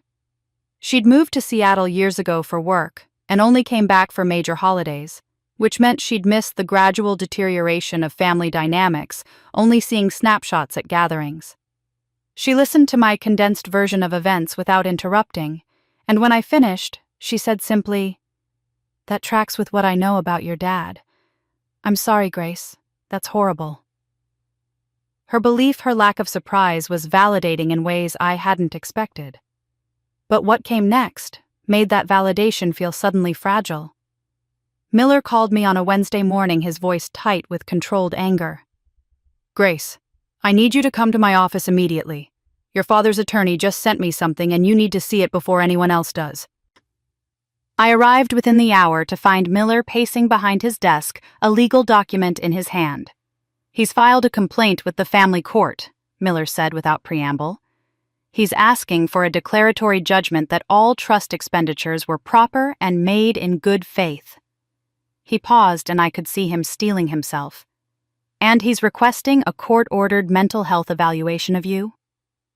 The words took a moment to penetrate. A mental health evaluation of me.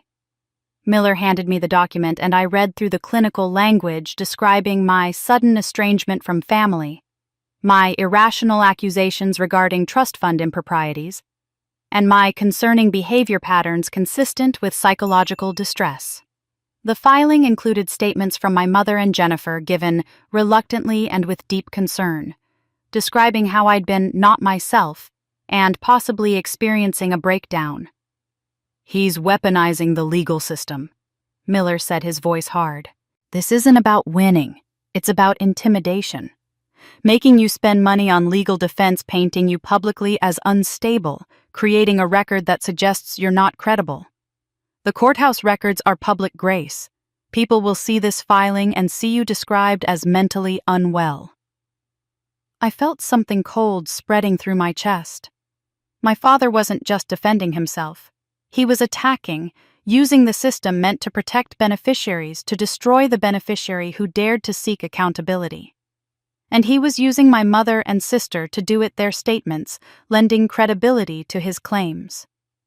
That evening I called my mother.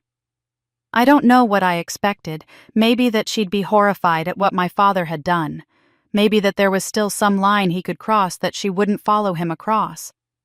She answered on the third ring, her voice wary. "Mom, Dad filed legal papers claiming I'm mentally unstable.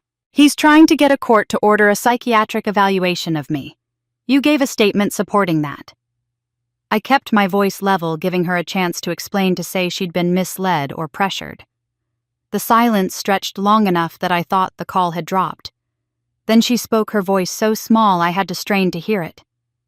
"Grace, he's my husband. I can't testify against him. That would destroy our family." "Destroy the family!" I heard myself laugh, a harsh sound. "Mom, Dad is lying about the trust. You know he is. He stole hundreds of thousands of dollars from me and used it for Jennifer. He's now trying to make me look insane to cover up what he did. Please, just this once, tell the truth." Another long silence, then even quieter. "I knew about the trust. I knew he was using it for Jennifer. I didn't think you'd ever find out." Her voice broke. "I'm sorry, Grace, but I can't help you. I'm too old to start over. I need him. If I testify against him, if I admit I knew, I lose everything. The house, the security, my whole life. I can't do that. I won't do that." The admission hung in the air between us, more devastating than any accusation. My mother had known. For years she'd known my father was stealing from me, and she'd chosen to stay silent because speaking up would cost her comfort. She wasn't even pretending this was about family loyalty or love. It was about financial security. She needed her lifestyle more than she needed to protect her daughter. "Your family was destroyed years ago, Mom," I said, my voice eerily calm. "You just didn't notice because it wasn't you being destroyed." She started crying, saying something about how I didn't understand how complicated marriages were, how she'd tried her best. I hung up while she was mid-sentence. I sat in my apartment as darkness fell outside, truly alone in a way I'd never experienced before. Every escape route was closed. My father was willing to publicly paint me as mentally ill to avoid accountability. My mother had admitted to complicity and refused to help because her marriage was more important than truth or justice. Jennifer remained silent, continuing to benefit from theft while maintaining plausible deniability. They'd united against me, using the legal system, public opinion, and my own compassion as weapons. I thought about giving up, taking the remaining trust money and disappearing. Moving to another city, changing my name, starting completely over where no one knew my history. It would be easier, safer, less painful than fighting a legal battle against people with more money, fewer scruples and no compunction about destroying me publicly to save themselves. For one long dark hour, I genuinely considered it. Accepting that some injustices don't get resolved, some people don't face consequences. Some families are simply broken beyond any possibility of repair. Walking away would be the rational choice, the safe choice, the choice that would protect what remained of my sanity and my savings. But then I found myself pulling out my grandmother's letter, the one she'd left to be opened on my 30th birthday. I read it again, her handwriting slightly shaky, but her words crystal clear. "Your worth was never theirs to determine. You are my granddaughter. You are enough. Always, Grandma Eleanor." My grandmother had tried to protect me from beyond the grave. She'd seen what kind of man my father was and had done everything she could to ensure my independence. And he'd stolen it anyway, twisted it, used her money to elevate one granddaughter while diminishing the other. Walking away now wouldn't be choosing peace. It would be letting them win. Letting them rewrite history where I was the unstable daughter who made wild accusations and they were the reasonable parents who tried to help.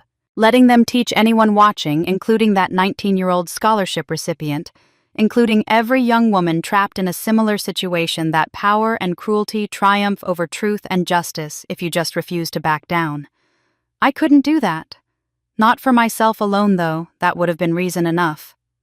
But for Eleanor, who'd tried to protect me and deserved to have her intentions honored. And for every person who'd ever been gaslit, stolen from, diminished by family, and told they should be grateful for the scraps. If my father wanted a legal battle, I'd give him one. And this time, I wouldn't be fighting alone. I had Miller. I had documentation. I had the truth. And the truth I was about to prove was more powerful than any narrative he could construct.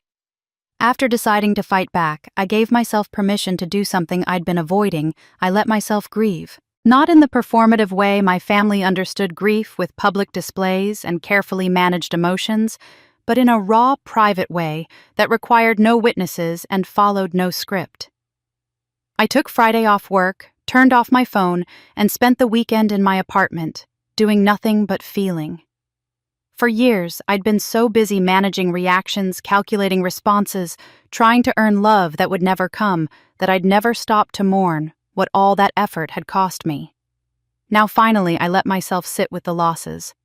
I grieved the mother who could have protected me, but chose not to. Not the mother I had, but the mother I'd needed, one who would have stood between me and my father's cruelty, who would have said, "This isn't fair," even if it cost her comfort, who would have chosen her daughter over her husband's approval. That mother had never existed, but I'd spent 3 decades hoping she'd materialize, waiting for some moment when she'd finally stand up for me. The waiting was over. That mother wasn't coming, because she'd never been there to begin with. I grieved the father I'd wanted, not Robert Foster as he was, but the father a child deserves. One who saw both daughters as equally valuable, who celebrated achievements without comparison, who distributed love without requiring auditions for it.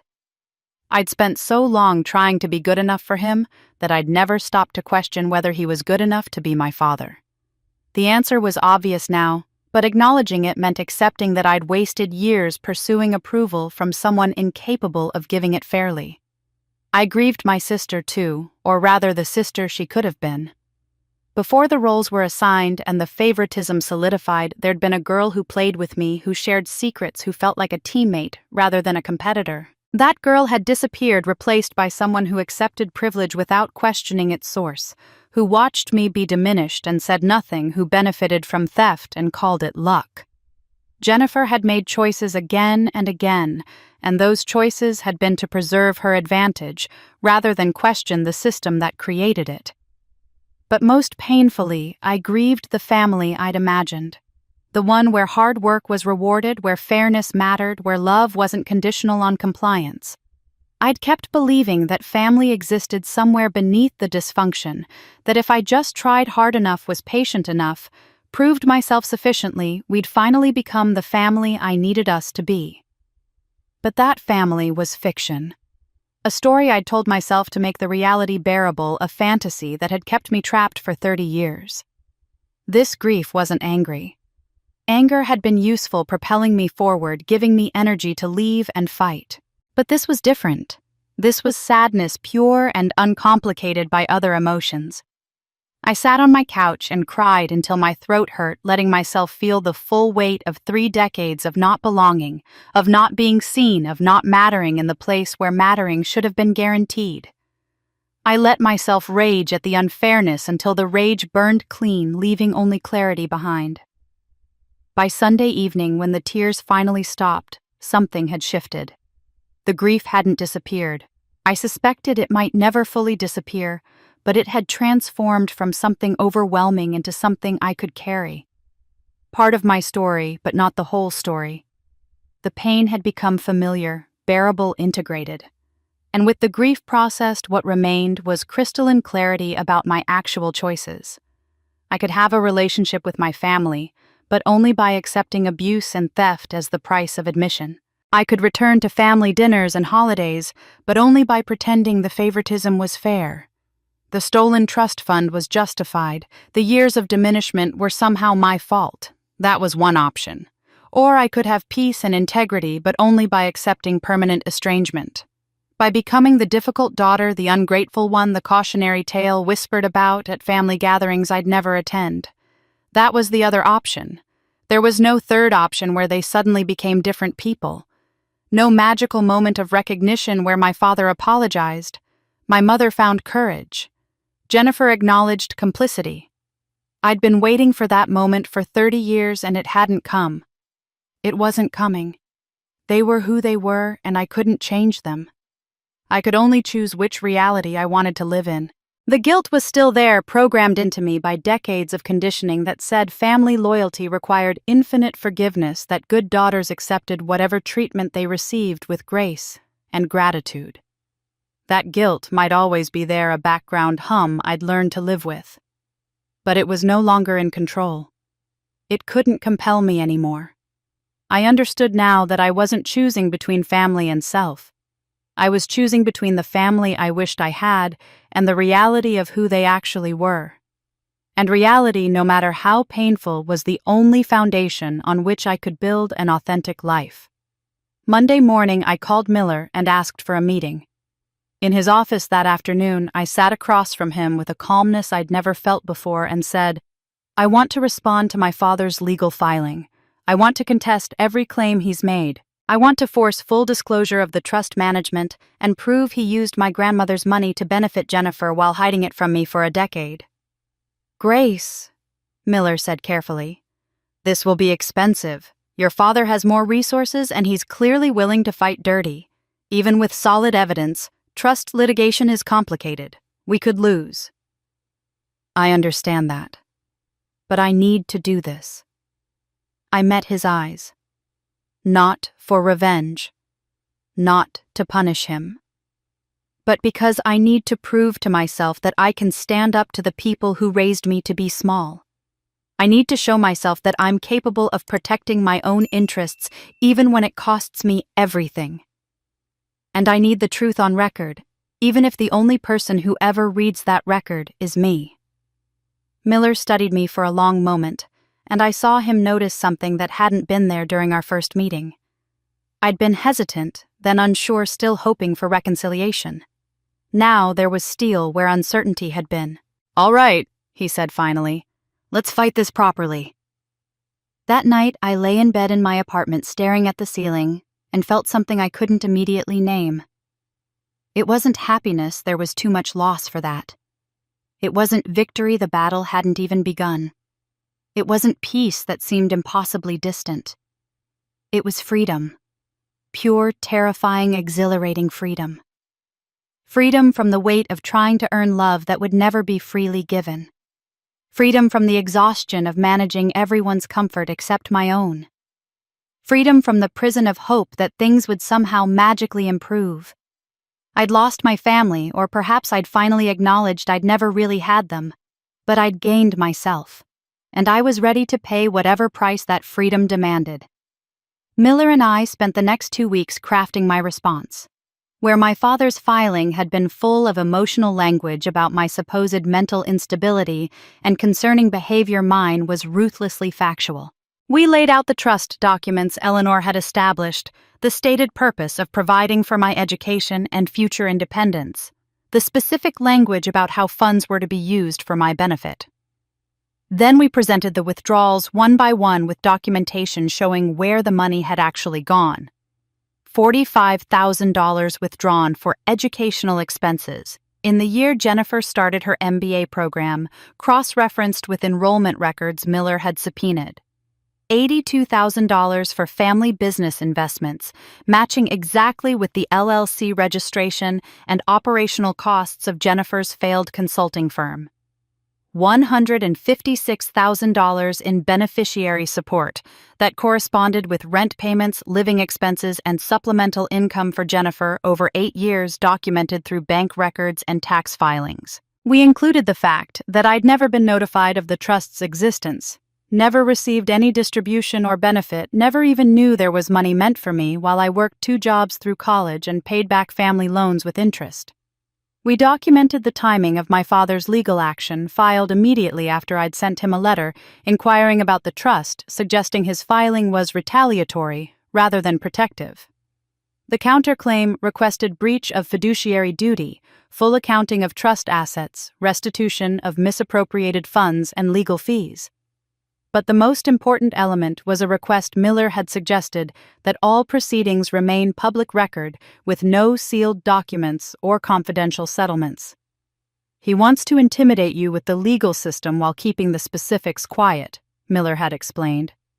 "We make sure that if he pursues this, every detail becomes public knowledge. Every withdrawal, every justification, every lie. Let him decide if he wants that exposure." The filing was 47 pages of documented, irrefutable facts. No emotion, no accusations beyond what the evidence proved, no melodrama. Just the truth laid out with the kind of precision that comes from having reality on your side. While Miller prepared the filing, I reached out to Rachel. We met for lunch and she brought something unexpected information. After we talked last time, I mentioned the situation to a few other cousins, the ones our age who aren't in your parents' inner circle. "Turns out you're not the only one who's had problems with your dad." She told me about Marcus, our cousin, who'd been pressured into taking a business loan from my father that came with so many strings attached it had nearly destroyed his company.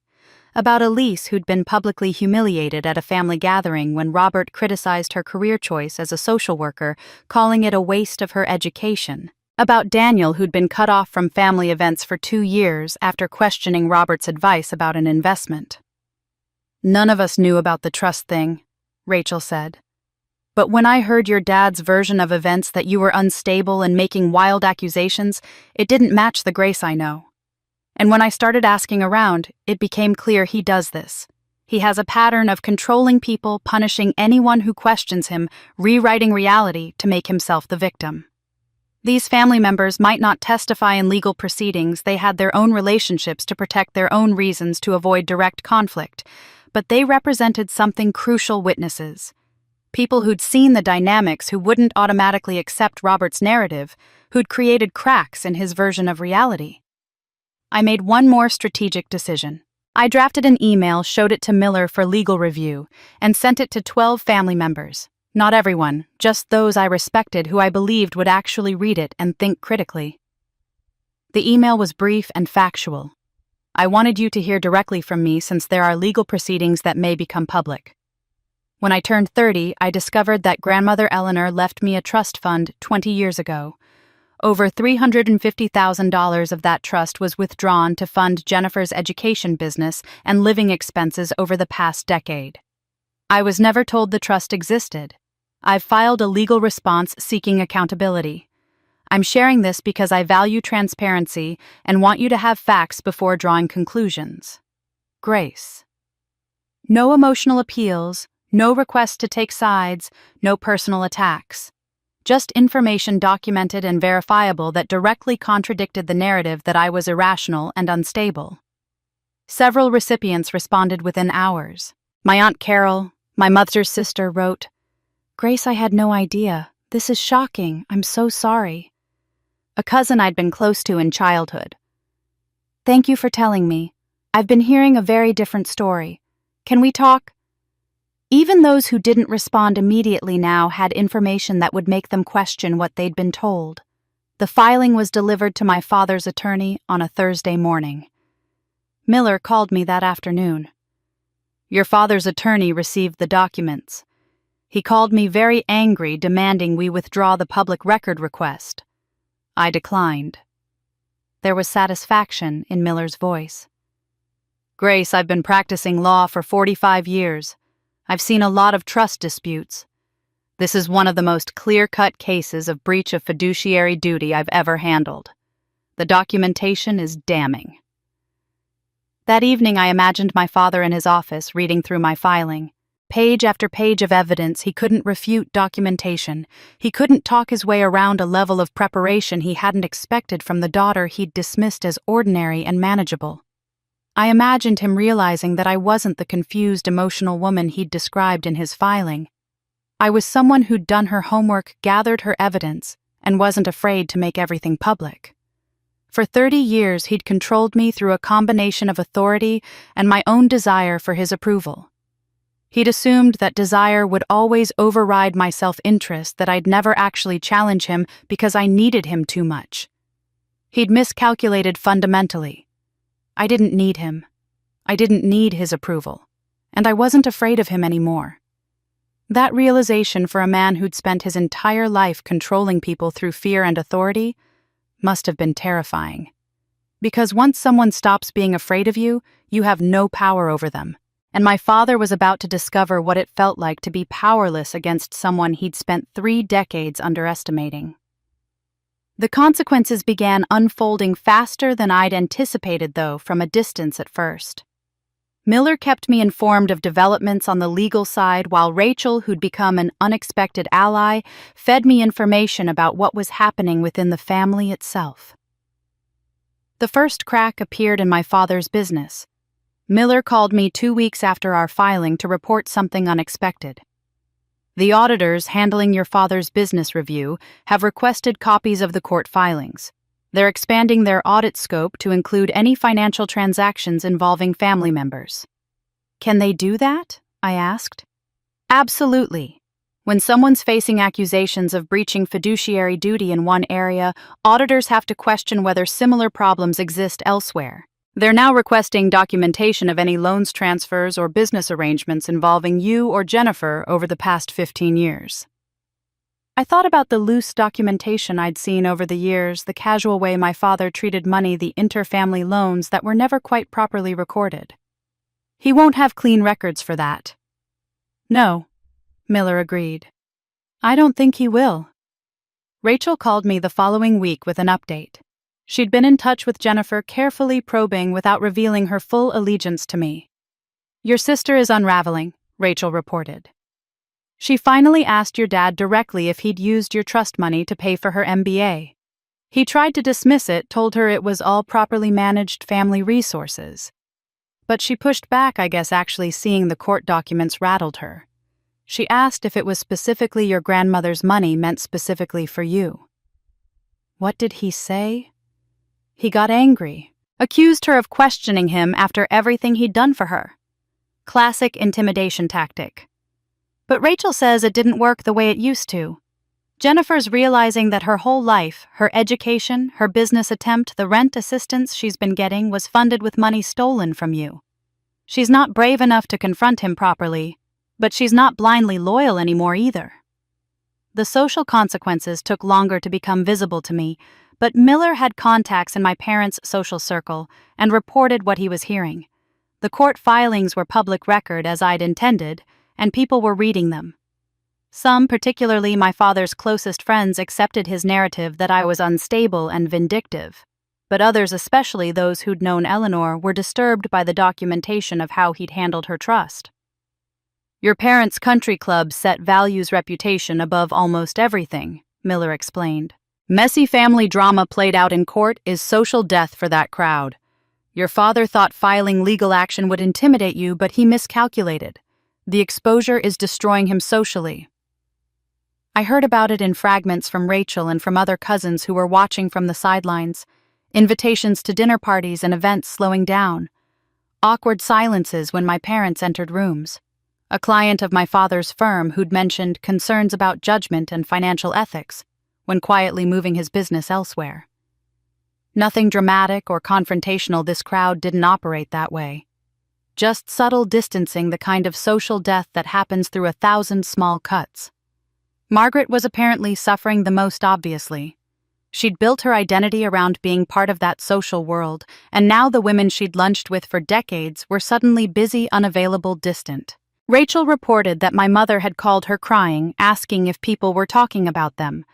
When Rachel had gently confirmed that yes, people were aware of the legal situation, Margaret had said something revealing. I told Robert this would happen. I told him not to file anything, that it would make everything public. But he wouldn't listen. So my mother had tried to stop the legal counterattack not out of principle, but out of social preservation instinct. It hadn't been enough. The erosion of my father's authority at home was perhaps the most satisfying consequence to observe, though I felt guilty about the satisfaction. Rachel had managed to maintain contact with both of my parents, and Jennifer presenting herself as neutral but concerned family, and she reported back to me. Jennifer had apparently stopped accepting money from our father. No more rent assistance, no more help getting established, no more casual transfers when she overspent. When he'd offered to cover a car repair, she'd declined. When he'd suggested funding a professional development course, she'd said she'd pay for it herself. She wasn't confronting him about the trust, she wasn't that brave, but she was quietly withdrawing from the system that had elevated her at my expense. Margaret, meanwhile, was unraveling. 35 years of supporting Robert's authority, of maintaining family peace by enabling his control, had culminated in this disaster. She couldn't sleep, was anxious, constantly snapped at Robert over small things. The marriage she'd chosen to preserve by abandoning me was now revealed as fragile, held together by silence and denial that was no longer sustainable. Rachel reported that she'd witnessed an argument between them where Margaret had said, "I told you Grace wasn't bluffing. I told you she'd fight back. But you didn't listen, and now look at us." 3 weeks after my filing, Miller called with news that shifted everything. "I just got off the phone with your father's attorney. The judge assigned to this case is Margaret Chen. She's known in legal circles for taking breach of fiduciary duty very seriously, especially cases where elderly benefactors tried to protect vulnerable family members. She has a reputation for being unmoved by charm and very focused on documentation. Your father's attorney is strongly recommending he consider settling." Settling? I felt something twist in my chest. Already.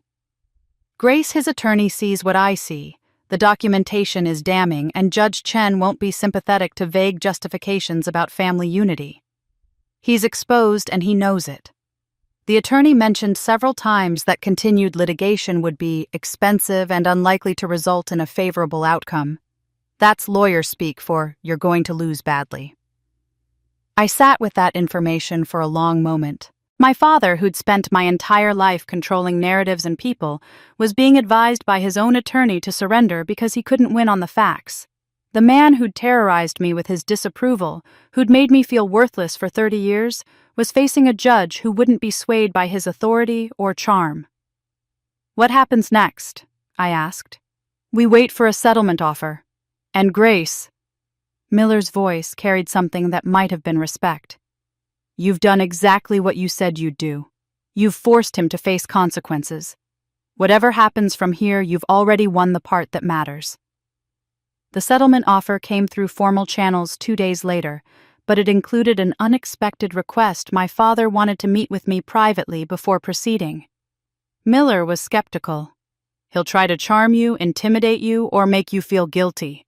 That's what men like him do when they're cornered." "I know," I said, "but I want to hear what he has to say. On my terms, though, your office with you present as witness." Miller agreed, and the meeting was scheduled for the following Tuesday at 3 o'clock. I arrived early and sat in Miller's office practicing the calm I'd need to maintain. I'd spent 30 years being afraid of my father's disapproval, 30 years shrinking myself to avoid his criticism. This meeting was a test of whether I could face him without reverting to that frightened daughter. My father arrived exactly on time, which was typical of him. He used punctuality as a form of control, implying that his time was more valuable than others. But when he walked in, I noticed something I'd never seen before. He looked diminished. Not physically, he was still the same tall, imposing figure, but energetically. The swagger was gone. The casual certainty that he could control any room he entered had evaporated. He nodded at Miller with barely concealed hostility, then looked at me. For a moment, neither of us spoke. Then he settled into the chair across from me and tried to summon his usual authority. "Grace, this has gone far enough. We're family. We can work this out without dragging it through the courts and making everything worse." His tone was meant to be reasonable, the voice of the rational patriarch trying to talk sense into an emotional daughter. But I heard the fear underneath it. I kept my voice calm, neutral. "I'm willing to listen."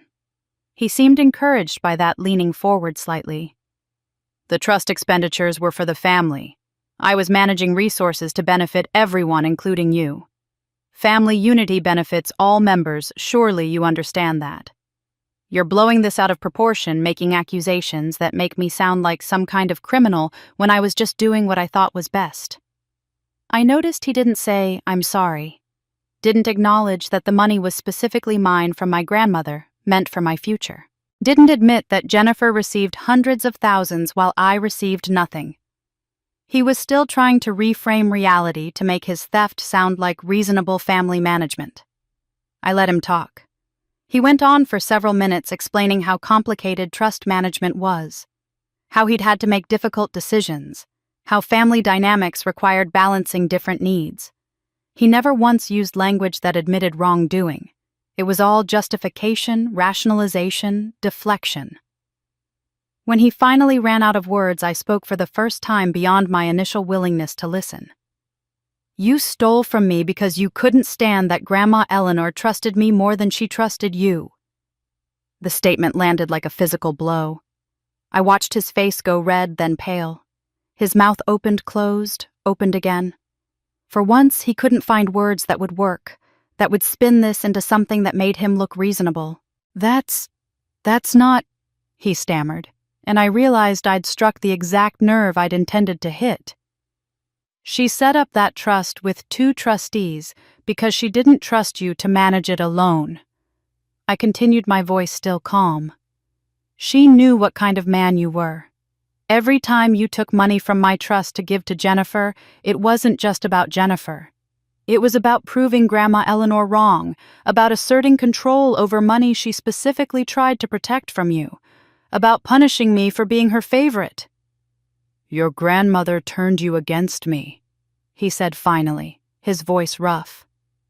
It was the closest he could come to acknowledging the truth, not that he'd betrayed me, but that Eleanor had somehow poisoned me against him. "No, Dad. Your own choices did that."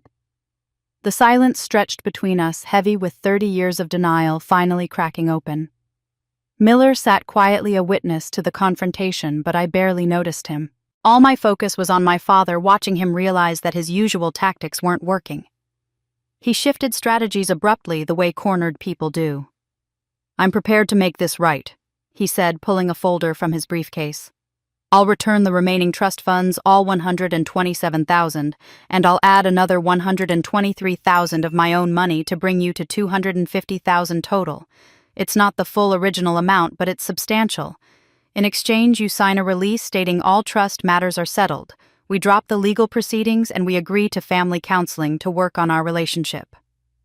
I saw Miller shift slightly in his peripheral vision, alert to what was coming. The offer sounded generous on the surface. $250,000, most of what had been taken without the uncertainty and expense of litigation. Then my father added the real condition. "And going forward, we agree not to discuss private family financial matters publicly. What happens in families should stay in families." There it was. He wanted to buy my silence, make the whole thing disappear, protect his reputation, ensure no one ever knew what he'd done. He was offering me money that had already been mine, expecting me to be grateful and demanding I help him cover up the theft. I looked at him for a long moment, and some part of me, the part that had spent 30 years trying to please him, wanted to say yes. Take the money, and the conflict stopped being the difficult daughter who caused problems. But a stronger part, the part that had been building over these months of distance and clarity, knew exactly what I had to say. "No." His face registered shock. "No, Grace. This is a generous offer. You're offering me money that was already mine, expecting me to be grateful for getting back a fraction of what you stole. And you want me to stay quiet about what you did, so your reputation stays intact. No. You'd rather drag this through court, spend money on lawyers, risk losing, make everything public." He sounded genuinely confused, unable to comprehend why I'd refuse what he considered reasonable. "I'd rather have the truth on record than your money," I said. "Discovery is going to show everyone exactly what you did. Every withdrawal, every justification, every lie. I don't need your settlement. I need your theft documented." For the first time in my life, I saw real fear in my father's eyes. Not fear of losing money, though that was part of it, but fear of losing control. Fear of facing someone he couldn't manipulate, couldn't intimidate, couldn't buy off with conditional generosity. He was powerless, and he knew it. And that powerlessness was more terrifying to him than any financial consequence could ever be. 3 days after the confrontation with my father, my mother called. I almost didn't answer, but some part of me still hoped, foolishly perhaps, that she might finally stand up, might finally choose me. Her voice on the phone was tentative, almost fragile. "Grace, can we meet, just the two of us? Please, I need to talk to you." I consulted with Dr. Chen before agreeing. "Your mother may try to manipulate you again," she warned. "She may apologize without actually changing anything. Are you prepared for that?" "I think so," I said. "But I need to hear what she has to say. I need to give her one more chance to do the right thing." We met at a cafe downtown Neutral Territory where neither of us had history. I arrived first and watched through the window as my mother approached. She looked older than I remembered, tired in a way that went beyond simple lack of sleep. Her clothes, usually impeccable, were slightly rumpled. Her hair, which she normally had colored religiously every 6 weeks, showed gray at the roots. She looked diminished, much like my father had, but in a different way. Where he'd lost his swagger, she'd lost her polish. The carefully maintained facade she'd spent decades perfecting. She sat across from me, ordered coffee she wouldn't drink, and clutched a tissue in her hand before she'd even started crying. "Grace," she began, her voice already breaking. "I'm so sorry. I should have protected you.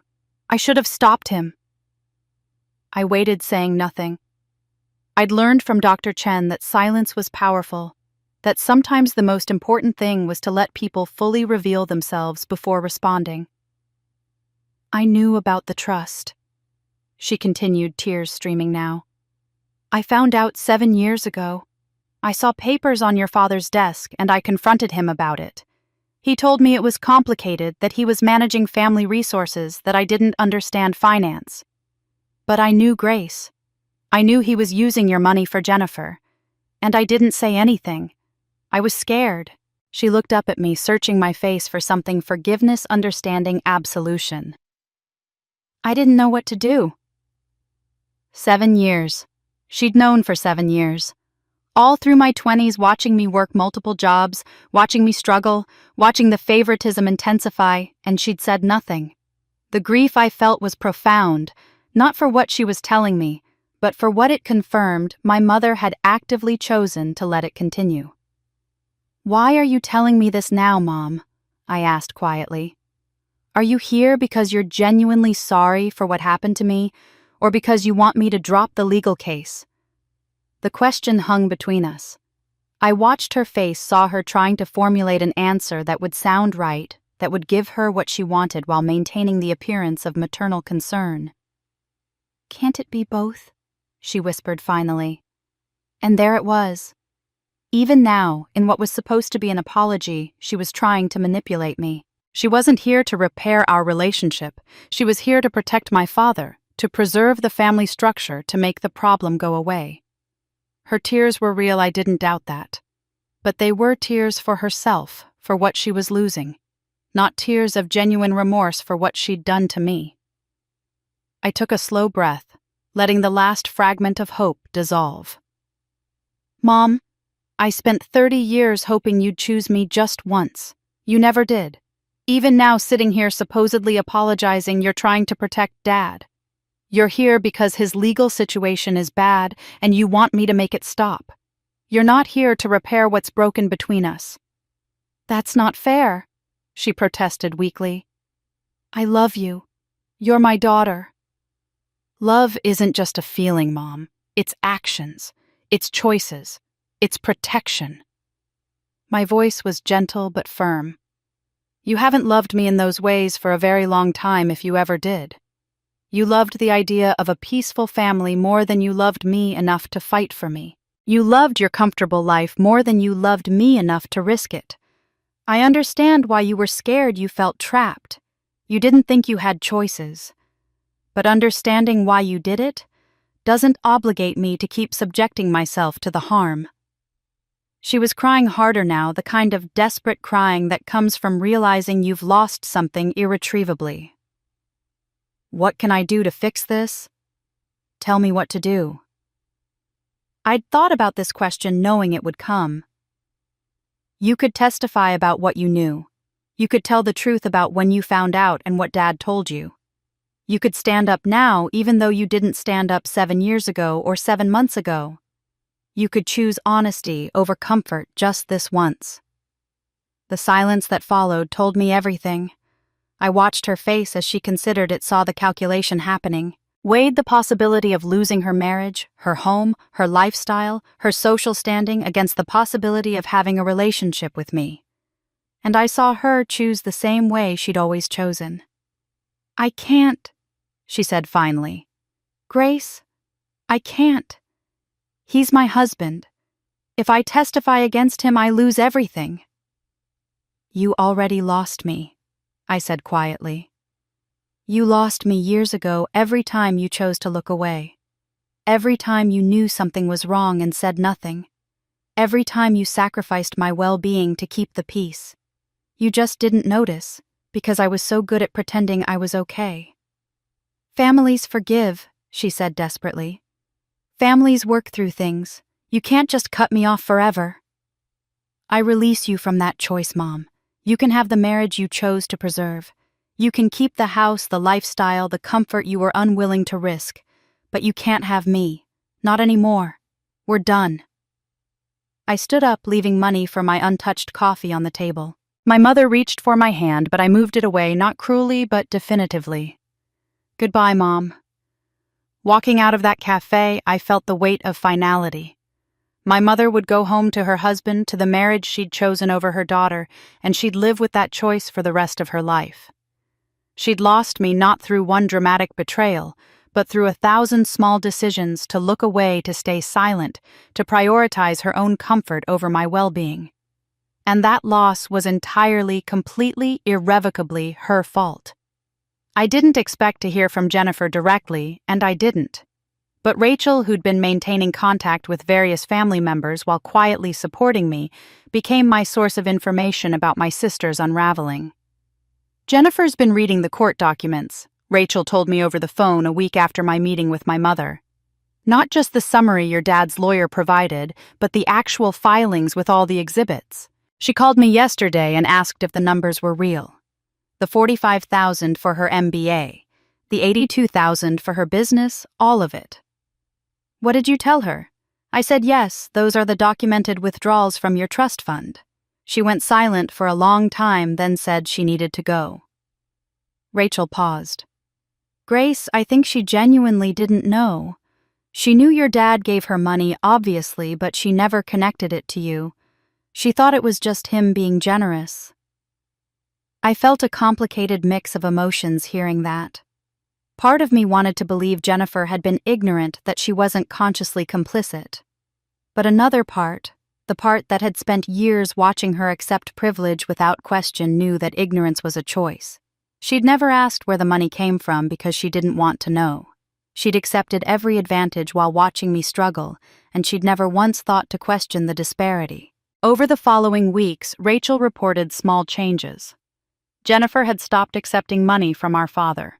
When he'd offered to cover a vacation she'd planned, she'd declined. When he'd suggested helping with her car payment, she'd said no. She'd gotten a roommate to split rent, something she'd never needed to do before because family assistance had always covered the gap between her salary and her lifestyle. "She's living like an actual adult for the first time," Rachel observed. "No safety net, no bailouts. She seems shocked by how expensive everything is when you're actually paying for it yourself."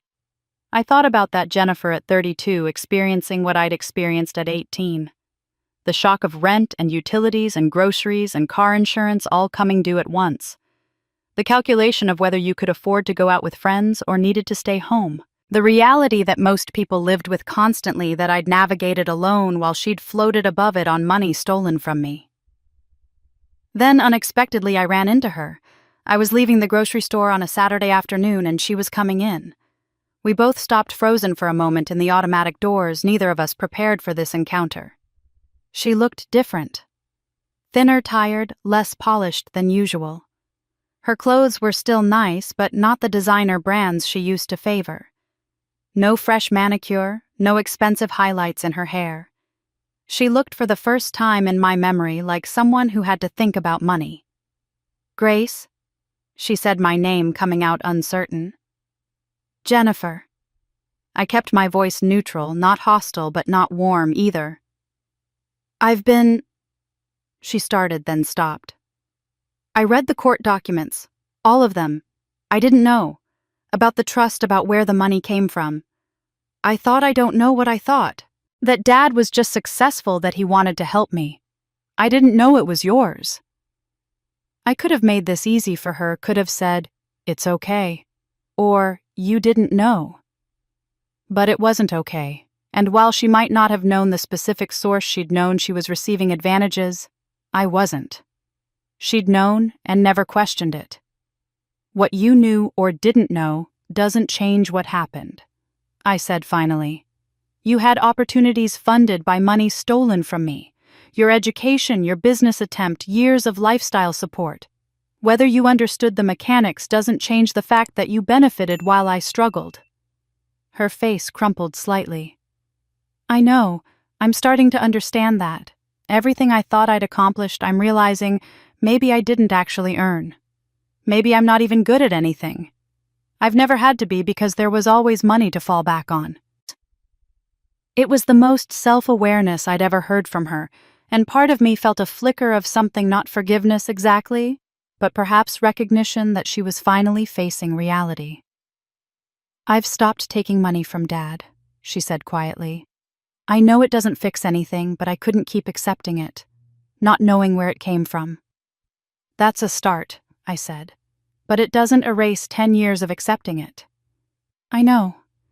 She looked like she wanted to say more, maybe to apologize, but she seemed to understand that words wouldn't be enough, that maybe nothing would be enough.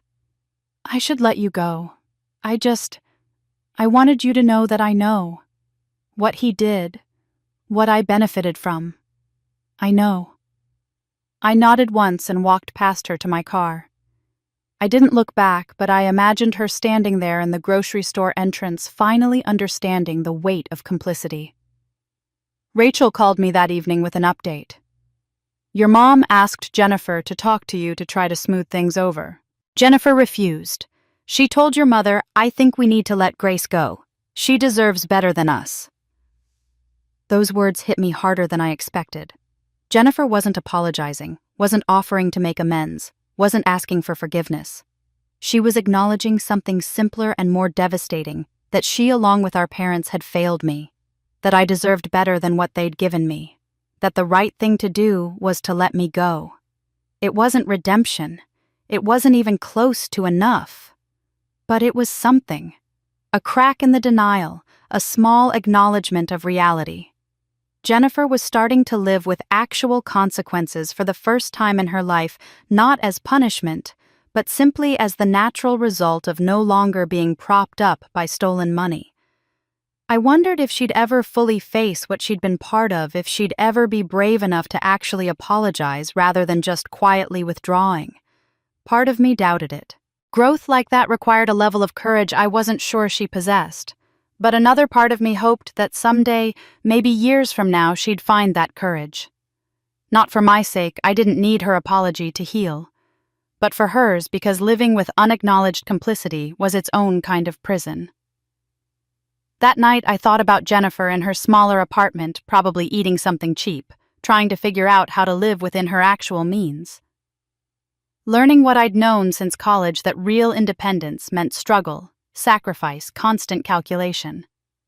I didn't take satisfaction in her discomfort, but I didn't feel guilty about it either. She was finally experiencing reality, and reality had always been my companion while she'd lived in comfortable illusion. She hadn't earned the right to ask for my forgiveness. Maybe she never would. And I was okay with that. The discovery process took 4 months. Miller had warned me it would be tedious boxes of documents, endless depositions, financial records stretching back a decade. But tedious was fine. Tedious meant thorough. Every withdrawal was examined, every justification scrutinized, every claim that the money had benefited me systematically disproven. My father's attorney finally called Miller with a settlement offer in late March. By then, the evidence was overwhelming.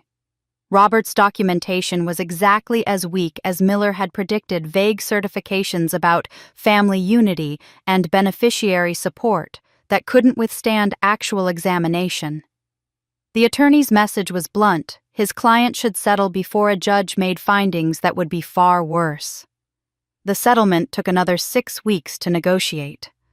Robert wanted to pay less, wanted the findings sealed, wanted a non-disclosure agreement that would prevent me from ever discussing what happened. Miller pushed back on every point, and I backed him completely. The final terms: Robert would repay $350,000, the amount taken, though not the investment growth that money would have generated over 10 years. He'd cover all legal fees, both his and mine. And most critically, the court would issue findings of fact stating that Robert Foster had breached his fiduciary duty as trustee of the Eleanor Foster Trust. Those findings would be part of permanent public record. Anyone could access them. Forever. My father tried one last time to include a non-disclosure provision. Miller relayed the offer, and I refused without hesitation. "The truth stays public," I said. "That's non-negotiable." Robert signed the settlement papers on a Friday in April. Miller said my father's hand shook with rage as he signed, that he looked like a man being forced to confess to crimes he still believed he hadn't committed. I signed the same papers in Miller's office with absolute calm. The money mattered, certainly. It was mine, it had always been mine. But what mattered more was the documentation. Official acknowledgement that I'd been wronged, that my father had broken the law, that my grandmother's attempt to protect me had been violated. It wasn't complete justice. Real justice would have included interest penalties, perhaps even criminal charges. But it was enough. I'd forced the truth onto the public record, and that truth would outlast all of us. After the settlement was finalized, I asked Miller to draft one more document, a formal statement to my family outlining boundaries. It was brief, clinical, administrative in tone.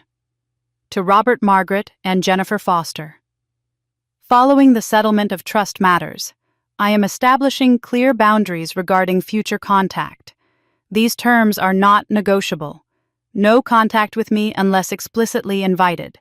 No communication through third parties or family members. No sharing of my personal information, including address, phone number, or workplace with others. No visits to my home or workplace. Violation of these boundaries will result in legal action, including restraining orders. I wish you well from a distance. You are no longer part of my life, and that decision is permanent. Grace Foster. Miller delivered it via certified mail, creating one more paper trail. My mother called him 3 times trying to discuss it, trying to negotiate, trying to understand. Miller told her the same thing each time the statement was self-explanatory and final. Rachel reported that my mother couldn't comprehend it. "How can she just cut us off?" Margaret had said to her. "We're family. Families work through things. This can't be permanent." But it was permanent.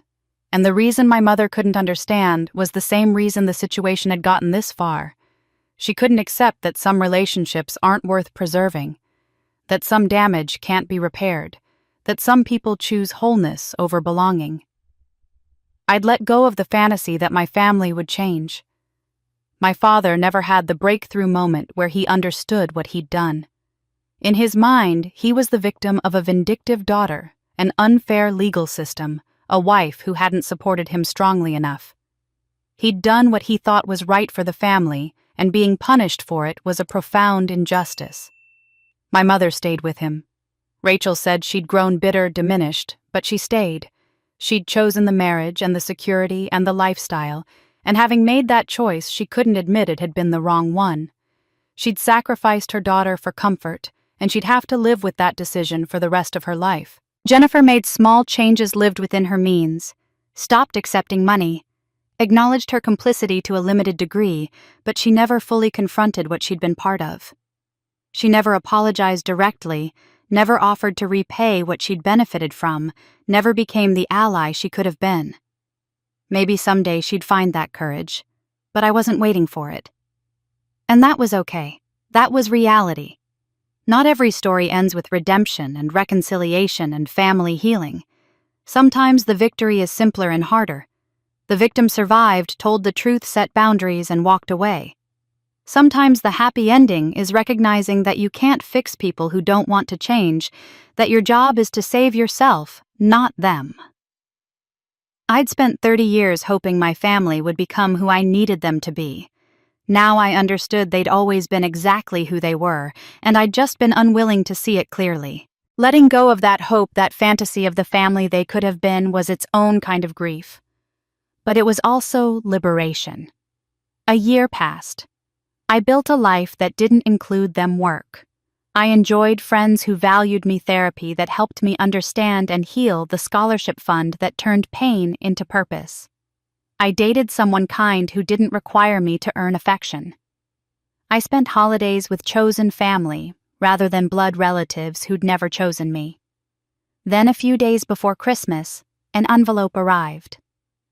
My mother's handwriting on the outside, a card inside with a generic holiday message and a handwritten note, "Thinking of you this season. Hope you're well. We miss you. Love, Mom." Testing the boundaries. Hoping for response, believing perhaps that enough time had passed for me to soften, to forgive, to come back. I read it once, then I placed it in a folder I kept in my desk drawer labeled "Archive No Response Needed," and returned to decorating my small Christmas tree. The ornaments were new, chosen by me, representing a life I'd built from honesty rather than obligation. The silence I maintained wasn't cruelty. It was boundary. It was self-preservation. It was the answer to a question my mother still couldn't hear no. The answer is no. Now and always, no. I used the settlement money with the same careful planning I'd applied to everything else in my financial life. The $350,000 wasn't a windfall to be celebrated, but a restoration of what should have been mine all along. I put a down payment on a modest 2-bedroom condo in a neighborhood I'd always liked, older building, tree-lined street, a small balcony where I could sit with morning coffee. It was fully mine with no family connections, no one who could claim authority over my choices. The mortgage was manageable on my salary, and the second bedroom became my office. A substantial portion went into my retirement accounts, making up for the years when I'd had minimal savings because every dollar went to survival. The rest expanded the Eleanor Foster Scholarship Fund. What had started as a single scholarship became 4, then 6. Young women studying accounting and finance at state universities, working multiple jobs, receiving no family support. Each application asked the same question I'd crafted: describe a time you had to choose between family expectations and your own well-being. Reading their responses was like reading my own story, refracted through different lives, different specifics, but the same core struggle. From the outside, my life probably looked quiet, unremarkable. I went to work at the accounting firm where I'd been promoted to senior manager. I came home to my condo. I volunteered twice a month at a financial literacy nonprofit, teaching women about budgeting, investing, retirement planning, all the skills I'd taught myself in isolation. But this quietness was different from the invisibility I'd practiced in my family. This was chosen peaceful, built on authenticity rather than self-erasure. I dated occasionally. There was a man named Daniel I'd met through the nonprofit, a volunteer coordinator with kind eyes and no need to be impressive. We went to dinner, to movies, on hikes. Nothing serious yet, but I was learning what it felt like to be seen as inherently worthy of investment rather than having to audition for basic consideration. He asked about my family once, and I said simply, "We're not in contact." He nodded and didn't assume I owed him my trauma as explanation. That small respect felt revolutionary. My family now consisted of chosen connections that had proven themselves over time. Maya, who'd let me crash on her couch during the darkest period and never once made me feel like a burden. Rachel, who'd sided with truth when it would have been easier to stay neutral.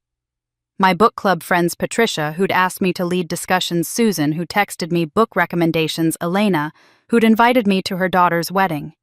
They knew nothing of my history beyond what I chose to share, and they valued me for who I was in the present, not who I'd had to be to survive my past. Miller had become something like a father figure, though neither of us would use that language. He checked in monthly, invited me to dinner with his wife, asked about my life with genuine interest. When the scholarship fund needed legal structure, he handled it pro bono. When I had questions about investments, he connected me with trustworthy advisors. He showed me what protection and genuine support looked like, not controlling, not conditional, just consistent care. I'd also begun mentoring Sarah, the first scholarship recipient, who was now in her junior year. We met for coffee every few weeks, and she asked me questions about career paths, about handling difficult family dynamics, about building independence. Watching her navigate challenges, I recognized helped me understand why all of this had mattered. The pain I'd experienced, the fight I'd waged, it created a path for others. That transformation from victim to guide gave my suffering meaning beyond itself. The most profound change was internal, invisible to anyone watching my daily life. I no longer carried the constant anxiety that had been my companion for 30 years. I didn't wake up calculating how to be good enough that day, didn't obsess over whether I was succeeding by standards I'd never consented to.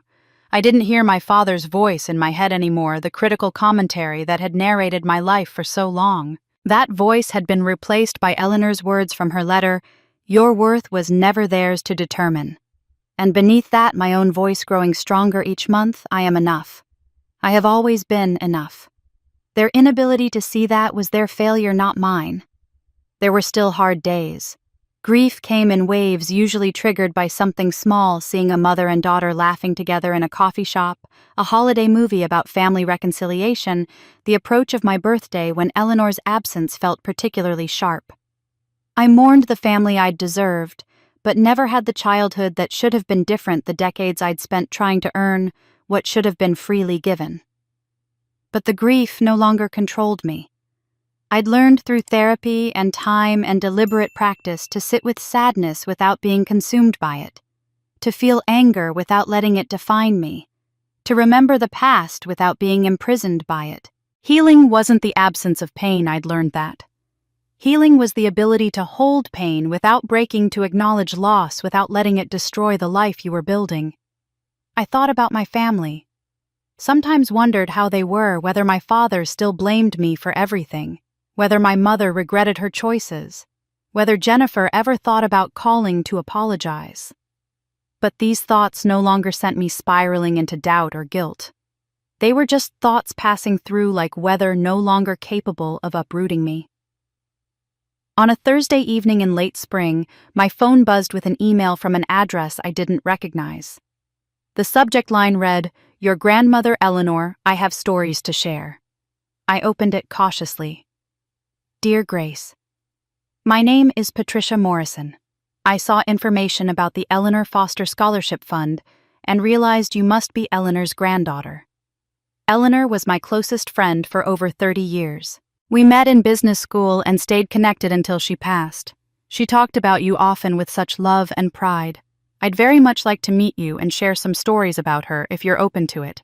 She would be so proud of what you've created in her memory. Would you like to hear about the woman who loved you so much? I sat holding my phone, tears blurring the screen, feeling Eleanor's presence in a way I hadn't since reading her letter. Someone who'd known her, who'd heard her talk about me, who could tell me things I'd never known. I typed back immediately. Yes, I would love that very much. 2 years after that Christmas dinner where I received my verdict, I hosted my own Christmas. My condo was modestly decorated, a real tree I'd picked out myself, white lights I'd strung without perfection, a few ornaments collected over 2 years of building a new life. A fire crackled in the small fireplace. The table was set with mismatched dishes, nothing formal, nothing trying to impress. 7 people gathered: Rachel and her husband Miller and his wife Sarah, who was home from university for break, and Patricia and Susan from my book club. No performance, no assigned seating, no hierarchy. We'd made a potluck dinner, everyone brought something, the kitchen smelled of different families' recipes mixing together. The laughter was genuine, easy, the kind that came from people who actually enjoyed each other's company rather than people fulfilling obligations. I stood in my kitchen watching them settle around the table and felt something I'd never felt at those formal foster family Christmases: peace. No one was keeping score. No one was being measured against invisible standards. Everyone was here because they chose to be, because they wanted to be, not because blood demanded it. During dinner, Sarah mentioned casually that she'd just negotiated her first job offer. "Grace taught me to ask for more than the initial offer," she said, grinning. "I got $8,000 more than they first proposed. I would never have had the courage to do that without your advice." Rachel raised her glass.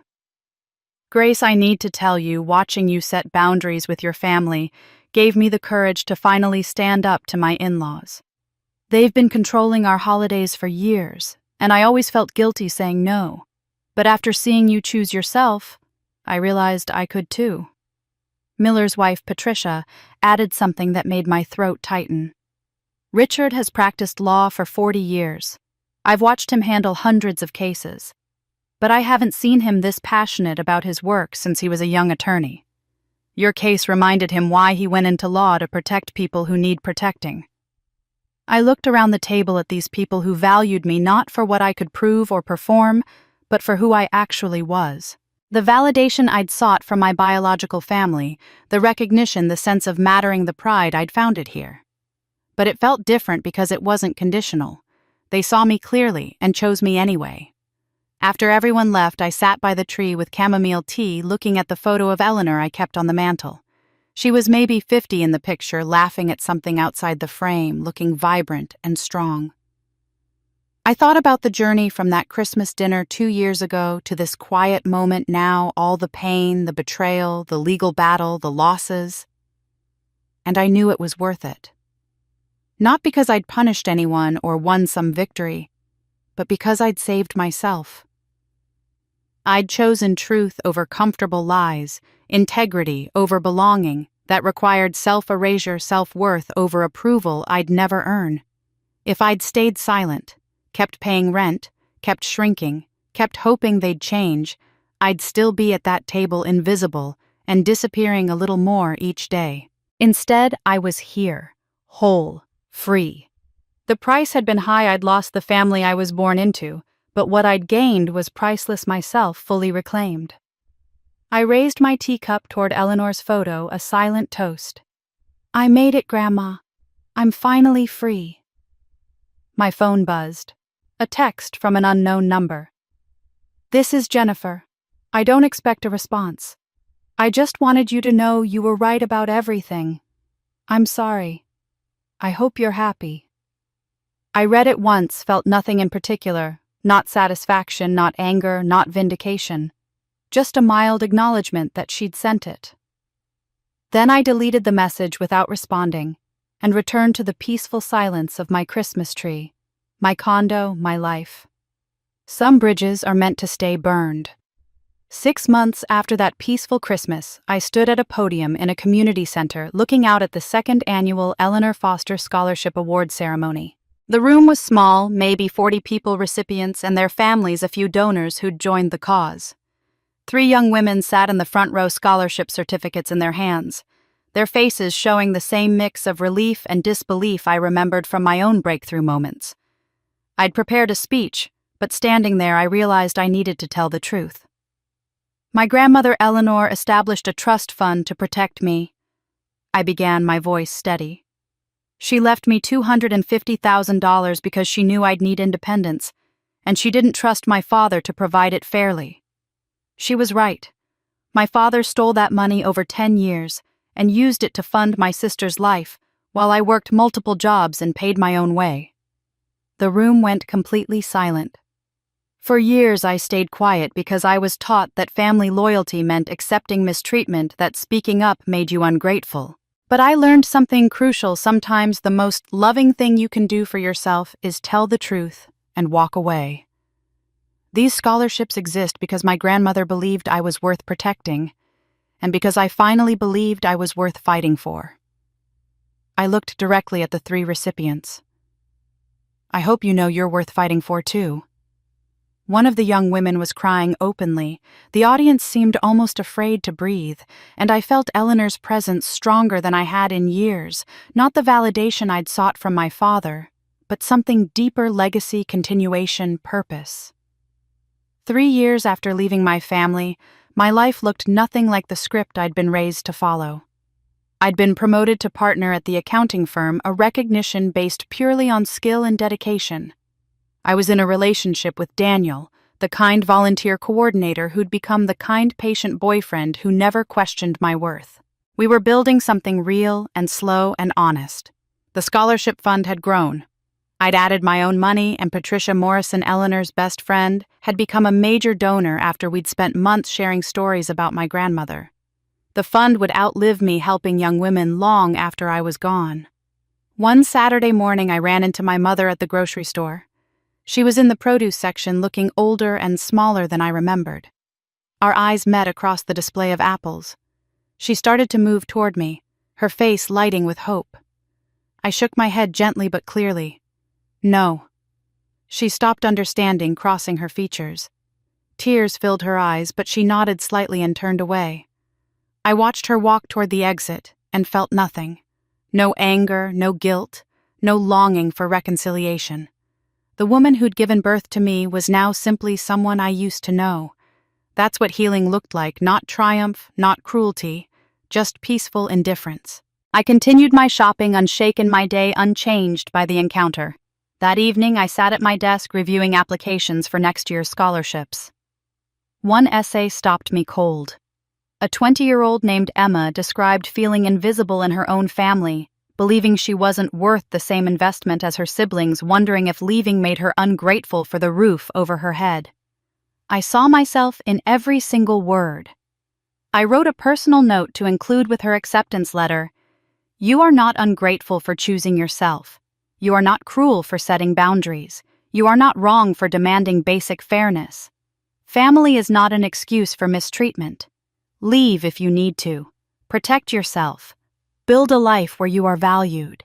It's not betrayal, it's survival, and you are worth saving. I sealed the envelope knowing that somewhere soon a young woman would read those words and find courage she didn't know she had. The way I'd found mine. I looked at Eleanor's photo on my desk one more time and thought the words that captured everything. They said I wasn't worth it. They were wrong. I was always worth it, worth protecting, worth fighting for, worth choosing myself. And I finally believe it.